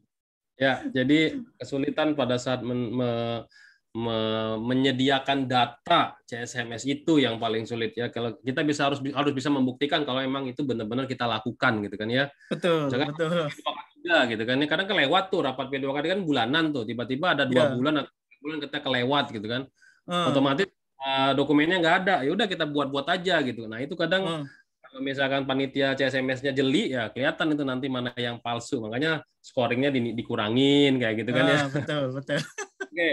Renewalnya juga gimana Pak? Apakah standarnya semuanya 3 tahun atau memang ada beberapa pekerjaan yang 1 tahun atau 2 tahun gitu Pak? Itu gimana Pak? Kalau yang selama ini karena saya tahunya di lingkungan saya cuma 3 tahun ya. Cuma kalau perusahaan tergantung usernya sih. Tergantung user sih menurut saya. Cuma kalau saya pribadi 3 tahun selama ini saya tahu. Oke, jadi tergantung usernya, Bapak Ibu semua tanya sama usernya, ada yang 2 tahun, ada yang 3 tahun gitu ya. Tapi setelah lulus CSMS bukan berarti kita langsung bisa masuk menjadi vendor ya, ada proses lagi ya, proses untuk penawaran harga dan kita harus menyertakan dokumen HSE plan atau safety plan ya, yang mana di dalamnya ada metode kerja dan lain-lain ya. Oke. Nah, bagi teman-teman semua yang bertanya, Pak, ada materi nggak gitu kan ya? Ini gimana gitu ya. Nah, teman-teman silakan install Mika Pro ya. Di Mika Pro itu udah lengkap sekali, ada video-video rekaman pelatihan, ada modul-modul pelatihan, ada modul-modul webinar, video webinar, kita submit semua di sana. Jadi satu aplikasi untuk semua kebutuhan ya. Oke, kita buka lagi pertanyaan. Silakan. Ini Pak Pak Safri, Muhammad Safri, silakan. Lalu siapa lagi tadi? Pak Nanda yang mau tanya tadi ya. Pak Nanda kayaknya udah tadi ya. Pak Yuma, siapa lagi? Sekali aja ya, Bapak Ibu semua ya, raise hand. Silakan Pak Yuma. Oke, tadi ingin konfirmasi aja Pak terkait tadi jawaban dari Pak Denny. Maksud kami di CIVD itu kan sebetulnya mengakomodir dari semua K3S ya Pak. Mungkin istilahnya di ini PJB. Maksud saya apakah misal kita lolos di katakanlah Pertamina, kemudian ketika ada PQ lagi di katakanlah di Medco, itu apakah kita bisa mensubmit yang dari Pertamina ini? Apakah nanti balik lagi apa ya dari? Ya, Oke, silakan. Sebenarnya saya bisa jawab nih. Silakan Pak Tri. Ini sudah lintas perusahaan ya. Apakah berlaku di lintas perusahaan ya, bukan di luar dari perusahaan itu? Silakan Pak Tri. Ya, tidak bisa sih Pak, karena kebijakannya kan masing-masing Pak. Itu aja sih. Jadi ketika kita lulus nih di Pertamina, kita masuk PJB, ya harus ngikuti aturan mainnya PJB kan gitu Pak. Sama itu karena beda, kebijakannya juga beda biasanya seperti itu Pak. Hanya itu sih yang saya tahu, hanya itu aja. Ya gitu ya, memang harus berbeda, nggak mungkin kalau dari bisa lolos di Pertamina bisa lolos di Medco belum tentu, atau bisa lolos di Medco bisa lolos juga di PJB belum tentu. Tapi selama kita bisa menunjukkan atau menunjukkan bukti-bukti kalau kita memang menyelenggarakan atau mengimplementasikan K3 di perusahaan kita dengan eviden yang benar-benar ada dan valid, mungkin bisa dipakai data-datanya untuk di tender-tender atau CSMS di perusahaan lain gitu ya, Patri ya. Ya, betul. Oke, ini ada yang bertanya nih, menarik juga nih, Pak Rizky nih. Pak, mungkin Pak Patri bisa cerita sharing, kalau kita mensubmit CSMS di PJB itu kira-kira butuh waktu berapa lama nih prosesnya sampai dengan di-approve kalau kita dapat sertifikat CSMS dari PJB tersebut? Silakan, Pak. Oke. Yang pertama, ini yang kita proses dulu ya. Intern kita lebih cepat, lebih baik, yang jelas seperti itu. Tapi biasanya pasca kita sudah submit dokumen-dokumen kita kan, karena di PJB itu kan online kan sekarang ini, jadi dokumen kita masukkan secara online, kita download upload secara online, habis itu biasanya kita sampaikan ke tim verifikasi. Kita selalu kok dikasih tahu tim verifikasinya siapa, itu pasti setiap kontraktor yang masuk di PJB itu pasti tahu siapa nanti yang kita hubungi. Nah, habis itu kita minta untuk diverifikasi awal. Biasanya yang sesuai kita ditandai, kita tetap masuk di aplikasinya. Itu aplikasi CMS, contoh yang saya kan di PJB Group, kita masuk, kita cek. Biasanya kita diinfo, Pak, dicek lagi sudah saya verifikasi. Mungkin ada dokumen yang harus kita perbarui atau yang waktu kita upload enggak muncul ke dia, kita masukkan lagi. Di situ kita sampaikan lagi. Mungkin dalam lebih cepat lebih baik, tidak ada waktu berapa lama ya. Itu sharing saya. Terus ketika sudah nanti kita pengajuan, kita tanya lagi, kira-kira kapan? Katakanlah nanti Pak sudah, ini masih ada kurang sedikit, nanti aja asesmen. Kita pengajuan kalau memang kita siap, kayak saya kemarin saya pengajuan, kira-kira saya kapan dikasih waktu asesmen, seperti itu. Nanti tim dari PJB Group itu nanti yang untuk mau asesmen terakhir itu dia akan memberi kita jadwal. Ya paling lama sampai asesmen itu kurang lebih 1 bulan, 2 minggu lah paling cepat. Tapi sesudah dinyatakan nilai itu tergantung untuk cetak sertifikasinya ya paling lama 1 bulan sih. Seperti itu. Jadi kalau boleh di-sharing berarti waktunya 2 minggu sampai dengan 1 bulan. Tapi memang perlu kita yang aktif sebagai vendor ya, sebagai subkon untuk bertanya kepada panitia CSMS, bagaimana dengan dokumen yang sudah kita submit? Apakah masih ada kekurangan? Nah, gitu ya. Jadi kalau misalkan dia belum respon, ya datengin bila perlu ya. Jangan cuma lewat telepon, lewat WA, lewat email doang, datengin gitu ya. Sampai dia bilang oke, ya, baru kita selesai ya. Kejar terus pokoknya ya, apalagi harusnya seperti itu memang. Iya, nggak bisa ya. Bila perlu ajakin nongkrong lah di Starbucks ya, biar lebih cepat lagi gitu kan ya. Betul, Oke, betul. kita 2 minggu sampai dengan 1 bulan, tapi tergantung masing-masing perusahaan ya. Ini pengalaman dari Patri hanya di PJB saja gitu ya. Oke, selanjutnya mungkin silakan dari Pak Hamani Fikri ya. Oke, ini terakhir ya Pak Hamani Fikri. Kita kasih kesempatan berkali-kali nih. Silakan di-unmute dulu Pak Hamani. Unmute dulu, ask to unmute ya. Oke. Oke, Pak Hamani silakan. Siapa nih? Pak Hamani, halo? Izin, ini saya Nanda Akbar tadi. Oke, silakan Pak Nanda. Melanjut yang pertanyaan dari chatting tadi, ada Nanda lagi tadi, cuman bukan saya. Nah, ini kalau kita udah dilakukan penilaian ya, sertifikat kita udah keluar, tapi hasilnya kan kita lolos yang penting ya, tapi hasilnya itu masih di moderate gitu ya, bukan di tinggi atau ekstrim untuk ininya sertifikatnya. Nah, apakah itu bisa langsung untuk disusulkan syarat-syaratnya biar nilai kita bisa naik? Yang kedua, pertanyaan adalah saat kita udah mendapatkan tender tersebut, misalnya kita ekstrim ya, terus kita udah mendapatkan tender tersebut, nanti pasti ada penilaian kah sehingga sertifikat kita itu jadi penurunan gitu dari tingkat sertifikat kita sebelumnya ekstrim jadi ternyata jadi rendah gitu karena kita pas waktu pelaksanaan tidak menerapkan K3 yang baik misalnya seperti itu. Itu aja, terima kasih. Ini pertanyaan mantap sekali ya. Oke, pertanyaan pertama adalah misalkan nilai kita nih, misalkan persyaratannya 65%, misalkan high risk. Lalu tiba-tiba kita minta nih ya Pak, kita baru 65, pengennya manajemen kita dapat 85 atau 90%. Apakah bisa keluar Pak Trinya? Oke, sambil menunggu Pak Tri masuk lagi, Bapak Ibu semua silakan untuk halo Pak Tri. Oke, dijadikan co-host dulu. Oke, Pak Tri. Jadi pertanyaannya misalkan kita high risk ya, misalkan ya yang ekstrim misalkan gitu ya. Nilai kita baru tercapai 75%. Misalkan udah lulus nih sebenarnya dari persyaratan minimum 65%. Tapi manajemen kita nggak puas nih, kita minta lagi pokoknya harus 90%. Nah, itu kira-kira masih memungkinkan nggak? Atau misalkan nilai kita baru 55%, tapi syarat dari PJB sendiri 65% untuk nilai ekstrim atau high risk. Itu masih dibolehin nggak kita mensubmit bukti-bukti berkas tadi untuk menaikkan scoringnya, Pak? Silakan, Pak. Ya, Masya Allah. Ini yang kemarin membuat saya pusing. Ngurus ini. Jadi ketika sama ya, ini saya sedikit cerita ya. Jadi ketika perusahaan saya kan ekstrim yang kemarin. Nah, kemarin waktu habis ini perpanjangan, saya dituntut harus tetap ekstrim kan gitu. Karena itu terkait kontrak. Selama kalau kita CSMS ya, kita bicara CSMS, selama sertifikat belum terbit, itu masih bisa kita pengajuan. Jadi karena kan ada habis diverifikasi kita untuk nyusulin tuh eviden apa yang dibutuhkan nanti ada non.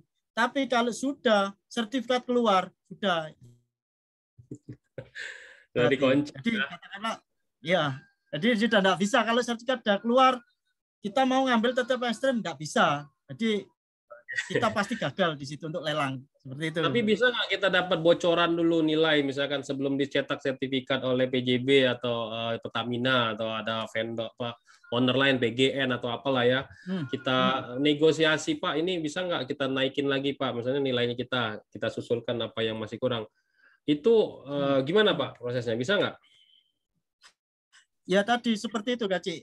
Jadi sebelum sertifikat terbit kita masih bisa. Biasanya kita dikasih tahu, Pak, ini nilainya sekian. Jadi kayak saya kemarin pun mesti dikasih tahu. Dari pihak verifikasi dikasih tahu nilai sekian Pak. Kalau mau masih, kan Bapak dulu ekstrim, tolong ini kurang. Evidennya justru melengkapi dulu. Bahkan sampai selama sertifikat belum terbit itu masih ada harapan. Tapi kalau sudah tercetak, sudah cukup. Jadi intinya kita harus intinya sampai di situ saja berarti. Ya, betul. Intinya kita harus punya orang dalam, orang dalam yang dapat menginformasikan, ini orang dalam dalam hal positif ya, teman-teman ya, menginformasikan kalau memang nilai kita masih kurang, jadi kita masih dikasih kesempatan untuk memperbaiki dan melengkapi mana yang kurang-kurang, sehingga sebelum dicetak sertifikat kita bisa mengajukan. Oke, pertanyaan kedua. Misalkan nih nilai kita sudah ekstrim nih, sudah lulus. Terus pada saat implementasi di pekerjaan, misalnya kita sudah dinyatakan pemenang dan kita melakukan proses pekerjaan itu ya, tiba-tiba misalkan ada kecelakaan atau ada fatality atau ada kekurangan lah pada saat pelaksanaan itu. Itu pada saat pelaksanaan itu, walaupun dalam waktu misalkan berlakunya 3 tahun, itu bisa nggak dari pihak owner langsung menurunkan ya dokumen CSMS kita itu dari ekstrim jadi ya di bawahnya ekstrim atau bahkan sampai dengan dicabut CSMS-nya, bisa nggak kayak gitu, Pak? Bisa jadi, tapi yang semua itu kan perlu diinvestigasi dulu ya. Kesalahannya memang dari kita sebagai kontraktor, apa memang ada faktor-faktor lain kan gitu. Jadi user sendiri itu tidak semata-mata kita sudah dapat ekstrim, itu pasti dievaluasi kecelakaan misalnya tadi ya sampai kecelakaan. Nah, itu diinvestigasi kesalahannya di mana, apakah human error, apakah memang terkait kebutuhannya, APD-nya tidak sesuai. Itu kalau memang terbukti itu bisa kita diturunkan. Jadi kita di blacklist lah istilahnya. Bukan diturunkan lagi, bisa jadi kita di blacklist. Itu yang kita tidak bisa ikut tender di PJB Group lah, katakanlah seperti itu. Tapi biasanya diinvestigasi dulu. Terus kalau memang sudah diketahui kesalahan-kesalahannya itu nanti dievaluasi. Jadi itu sudah tingkat manajemen nanti. Urusannya bukan di kita ketiga aja, tapi manajemen nanti, nah itu perlu diperbaiki apa itu. Tapi kalau ya alhamdulillah sih selama ini kita nggak pernah ya, jangan sampai karena emang target kami zero incident. Tapi pun kalau ada sering kejadian pun user itu karena takutnya apa ya, kita selalu ditutupi user karena user sendiri mengejar untuk zero incident. Atau ketika kita ada kalau kita ngurus itu kan biasanya harus laporan ini nih. Nggak berani user, dia yang berani korban, seperti itu yang selama ini saya lakukan seperti itu. Jadi ketika sama, loh ini kalau saya urus, oh jangan dapat di close saja. Oh ya udah kita aman. Oke, jadi teman-teman Bapak Ibu semua, CSMS itu kesimpulannya bisa saja diturunkan ya dari level ekstrim menjadi medium risk atau low risk, bahkan dicabut sertifikat sertifikat CSMS-nya kalau misalkan ada terjadi pelanggaran K3 atau terjadi eksiden di tempat kerja kita. Oke, dari pertanyaan Pak Rio nih, Pak Rio Saputra, ini menarik juga nih. Kalau misalkan kontraktor itu bekerjanya kepada pengguna jasa itu cuma 1 tahun doang, ya kan, atau cuma 6 bulan doang, apakah itu harus pakai CSMS juga nih, Pak? Silakan nih, Pak.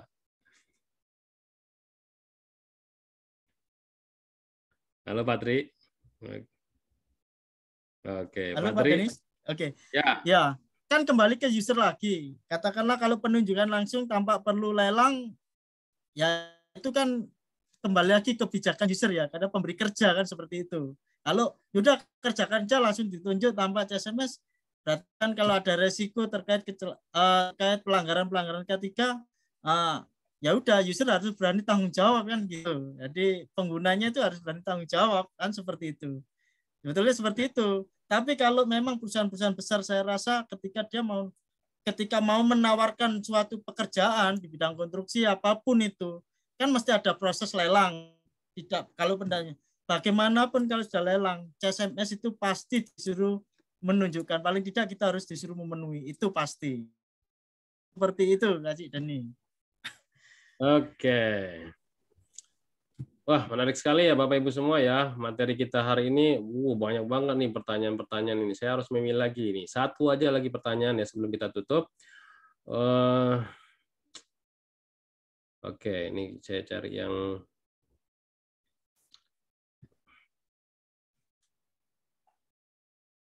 Oke, ini banyak juga nih beberapa pertanyaan.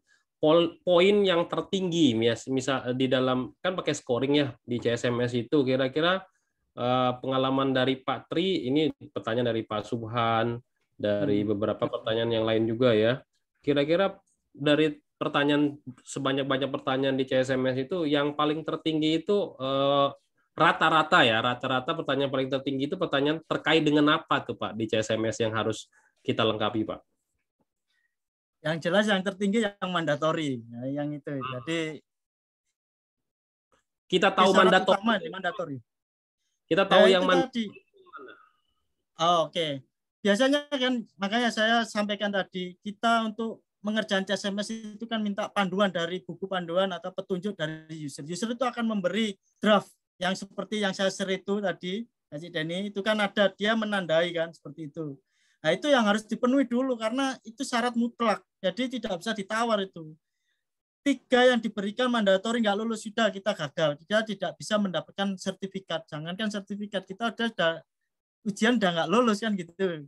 Tapi kalau sudah terpenuhi itu poin tertingginya karena itu poin tertinggi. Ya, karena CSMS itu kita melihat kalau lulus nggak lulus itu dimandatori kan. Tapi kalau untuk nilai itu kan ketika kita poin-poin yang ditunjuk selain mandatori itu kan untuk menentukan kita itu di level race yang mana kan gitu. Sebetulnya seperti itu kan Cik Denny. Jadi semakin kita penuh itu dengan bukti-bukti ada ya berarti kita masuk yang paling tinggi ekstrim kan gitu. Tapi kalau enggak ya kita rendah. Jadi intinya seperti itu. Jadi poin yang tertinggi yang dimandatorikan oleh user seperti itu. Oke, itu dia jawabannya ya teman-teman ya. Kalau misalkan teman-teman ngerjain CSMS, koordinasikan dulu dengan pihak user ya. Kalau misalkan ada buku panduannya, ada panduannya, terus dibaca lagi mana yang dari panduan tersebut masuk kategori mandatori. Kalau misalkan ada bocoran juga di setiap pertanyaan itu kan ada scoring. Kalau misalkan panitianya baik, biasanya dikasih juga contekan scoring yang mana saja yang paling tertinggi, itulah yang harus kita prioritaskan untuk kita lengkapi evidennya. Ya. Nah, tips juga dari saya juga pernah mengerjakan dokumen CSMS, jangan pernah menulis CSMS itu kata tidak. Ya. Kalau udah kata tidak atau tidak ada gitu ya, pasti nilainya langsung 0. Ya, tetap berusaha aja ya. Dokumen-dokumen apa saja yang harus disampaikan harus jawabnya ada. Ya, jangan sampai jawabnya tidak ada gitu ya. Sekiranya misalkan dokumennya kita jawab ada tapi kita tidak mensubmit dokumennya, nanti akan dikonfirmasi. Ini kok jawabannya ada, tapi dokumennya nggak ada. Nah, kita dikasih kesempatan untuk mensubmit. Tapi kalau kita jawabnya tidak ada, ya panitia CSMS sudah tahu, oh ini nggak ada gitu loh. Jadi kita nggak ada kesempatan lagi. Jadi udah ketahuan duluan gitu ya. Itu ya Bapak Ibu semua ya. Waduh, waktu kita udah jam 3 sore nih. Wah, menarik sekali ya materi hari ini. Silakan saya kembalikan ke Pak Arief untuk kita closing. Sebelum closing ya kita closing statement dulu dan kita akan putar siapa yang beruntung untuk mendapatkan door prize giveaway ya hari ini berupa sertifikasi auditor SMK 3 Kemenaker RI. Tapi yang pasti yang menangnya haruslah pendidikan minimal D3 dan sudah memiliki sertifikat AK3 umum. Pak, bagaimana kalau pendidikan saya hanya SMA, Pak? Nah, boleh diberikan ke temannya yang lain, tapi harus dikasih lihat dulu kalau memang kita adalah pendidikan D3. Pak, bagaimana kalau saya belum AK3 umum? Ya, AK3 umum dulu ya. Jadi vouchernya bisa kita hold dulu ya. Maksudnya kita berikan tapi belum bisa dipakai. Suatu saat mau auditor kita bisa kasih. Nanti kita kasih vouchernya, ada kode vouchernya, teman-teman bisa pakai ya. Oke, silakan Pak Arief, kita closing terlebih dahulu. Oke, baik.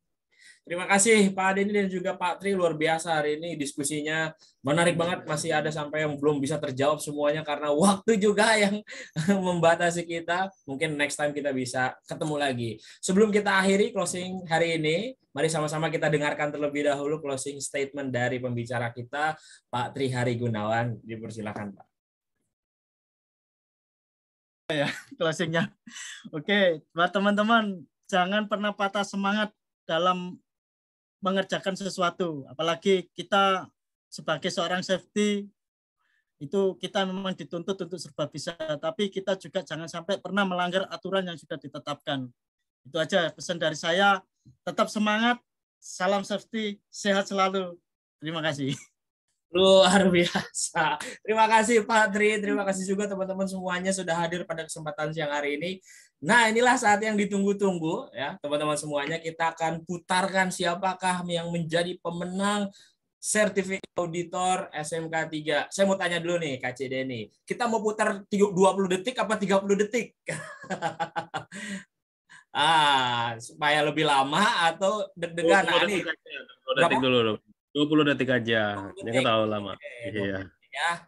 Langsung kita putarkan 20 detik. Siapakah yang akan menjadi pemenangnya? Sudah terlihat ya? Oke, sudah. Saya juga deg-degan ini. 1, 2, 3, kita putar.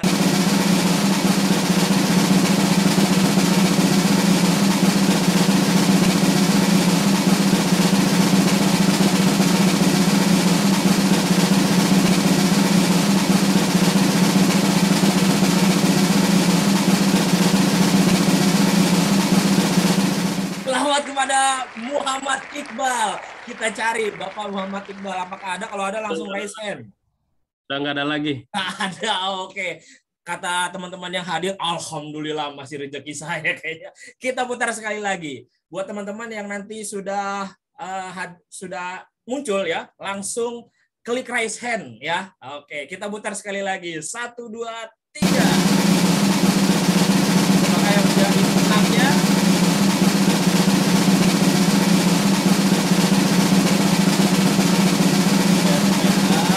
Selamat kepada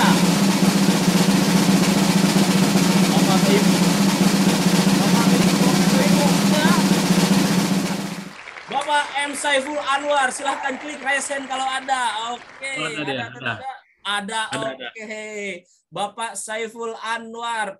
Boleh kita allow talk atau gimana nih, Pak? Boleh allow talk aja. Oke, baik. Pak Saiful Anwar, ya, apakah standby? Oke, Pak Saiful Anwar, halo. Wah, luar biasa. Oke. Halo, Pak Saiful Anwar, boleh di mute? Iya. Iya. Selamat ya. Halo, Pak Saiful. Halo, ya. Oke. Ya, selamat Pak. Bapak mendapatkan training sertifikasi auditor SMK 3 Kemenaker RI senilai 4.500.000 ya.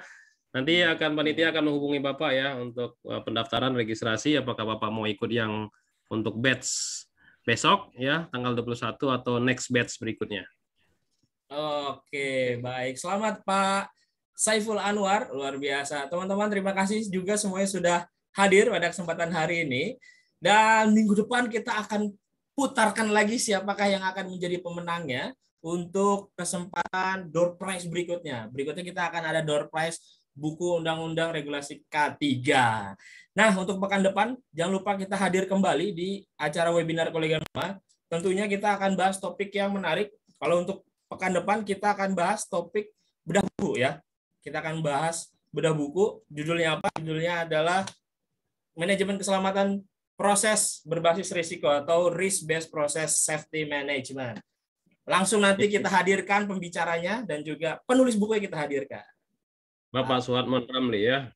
Kebetulan beliau adalah sesepuh dan pokoknya sangat profesional sekali di bidang K3 ya, sesepuh di K3 sendiri, tenaga ahli dan sebagainya macam ya. Mereka Pak Suharman juga ya salah satu pengurus K3 yang ada di Indonesia, perwakilan dari Indonesia juga ya. Nah, itu luar biasa ya.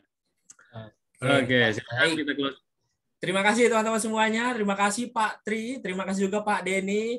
Dan kalau tadi Pak Tri sudah memulai dengan pantun ya, saya juga mau dong mulai diakhiri dengan pantun. Oke. Pak Tri silakan menyalakan kameranya. Oke, baik. Burung merpati, burung cendrawasih, cakep. Bulunya indah berwarna-warni. Dari hati kami ucapkan terima kasih. Dan sampai kita berjumpa kembali. Baik, terima kasih teman-teman semuanya. Saya Arif Purwadana. Saya Denny. Saya Tri Ari Gunawan. Ucapkan wabillahi taufiq wal hidayah. Wassalamualaikum warahmatullahi wabarakatuh. Waalaikumsalam warahmatullahi wabarakatuh. Terima kasih Media Tama. Sama-sama Pak Arif. Izin live ya Pak Arif. Terima kasih teman-teman.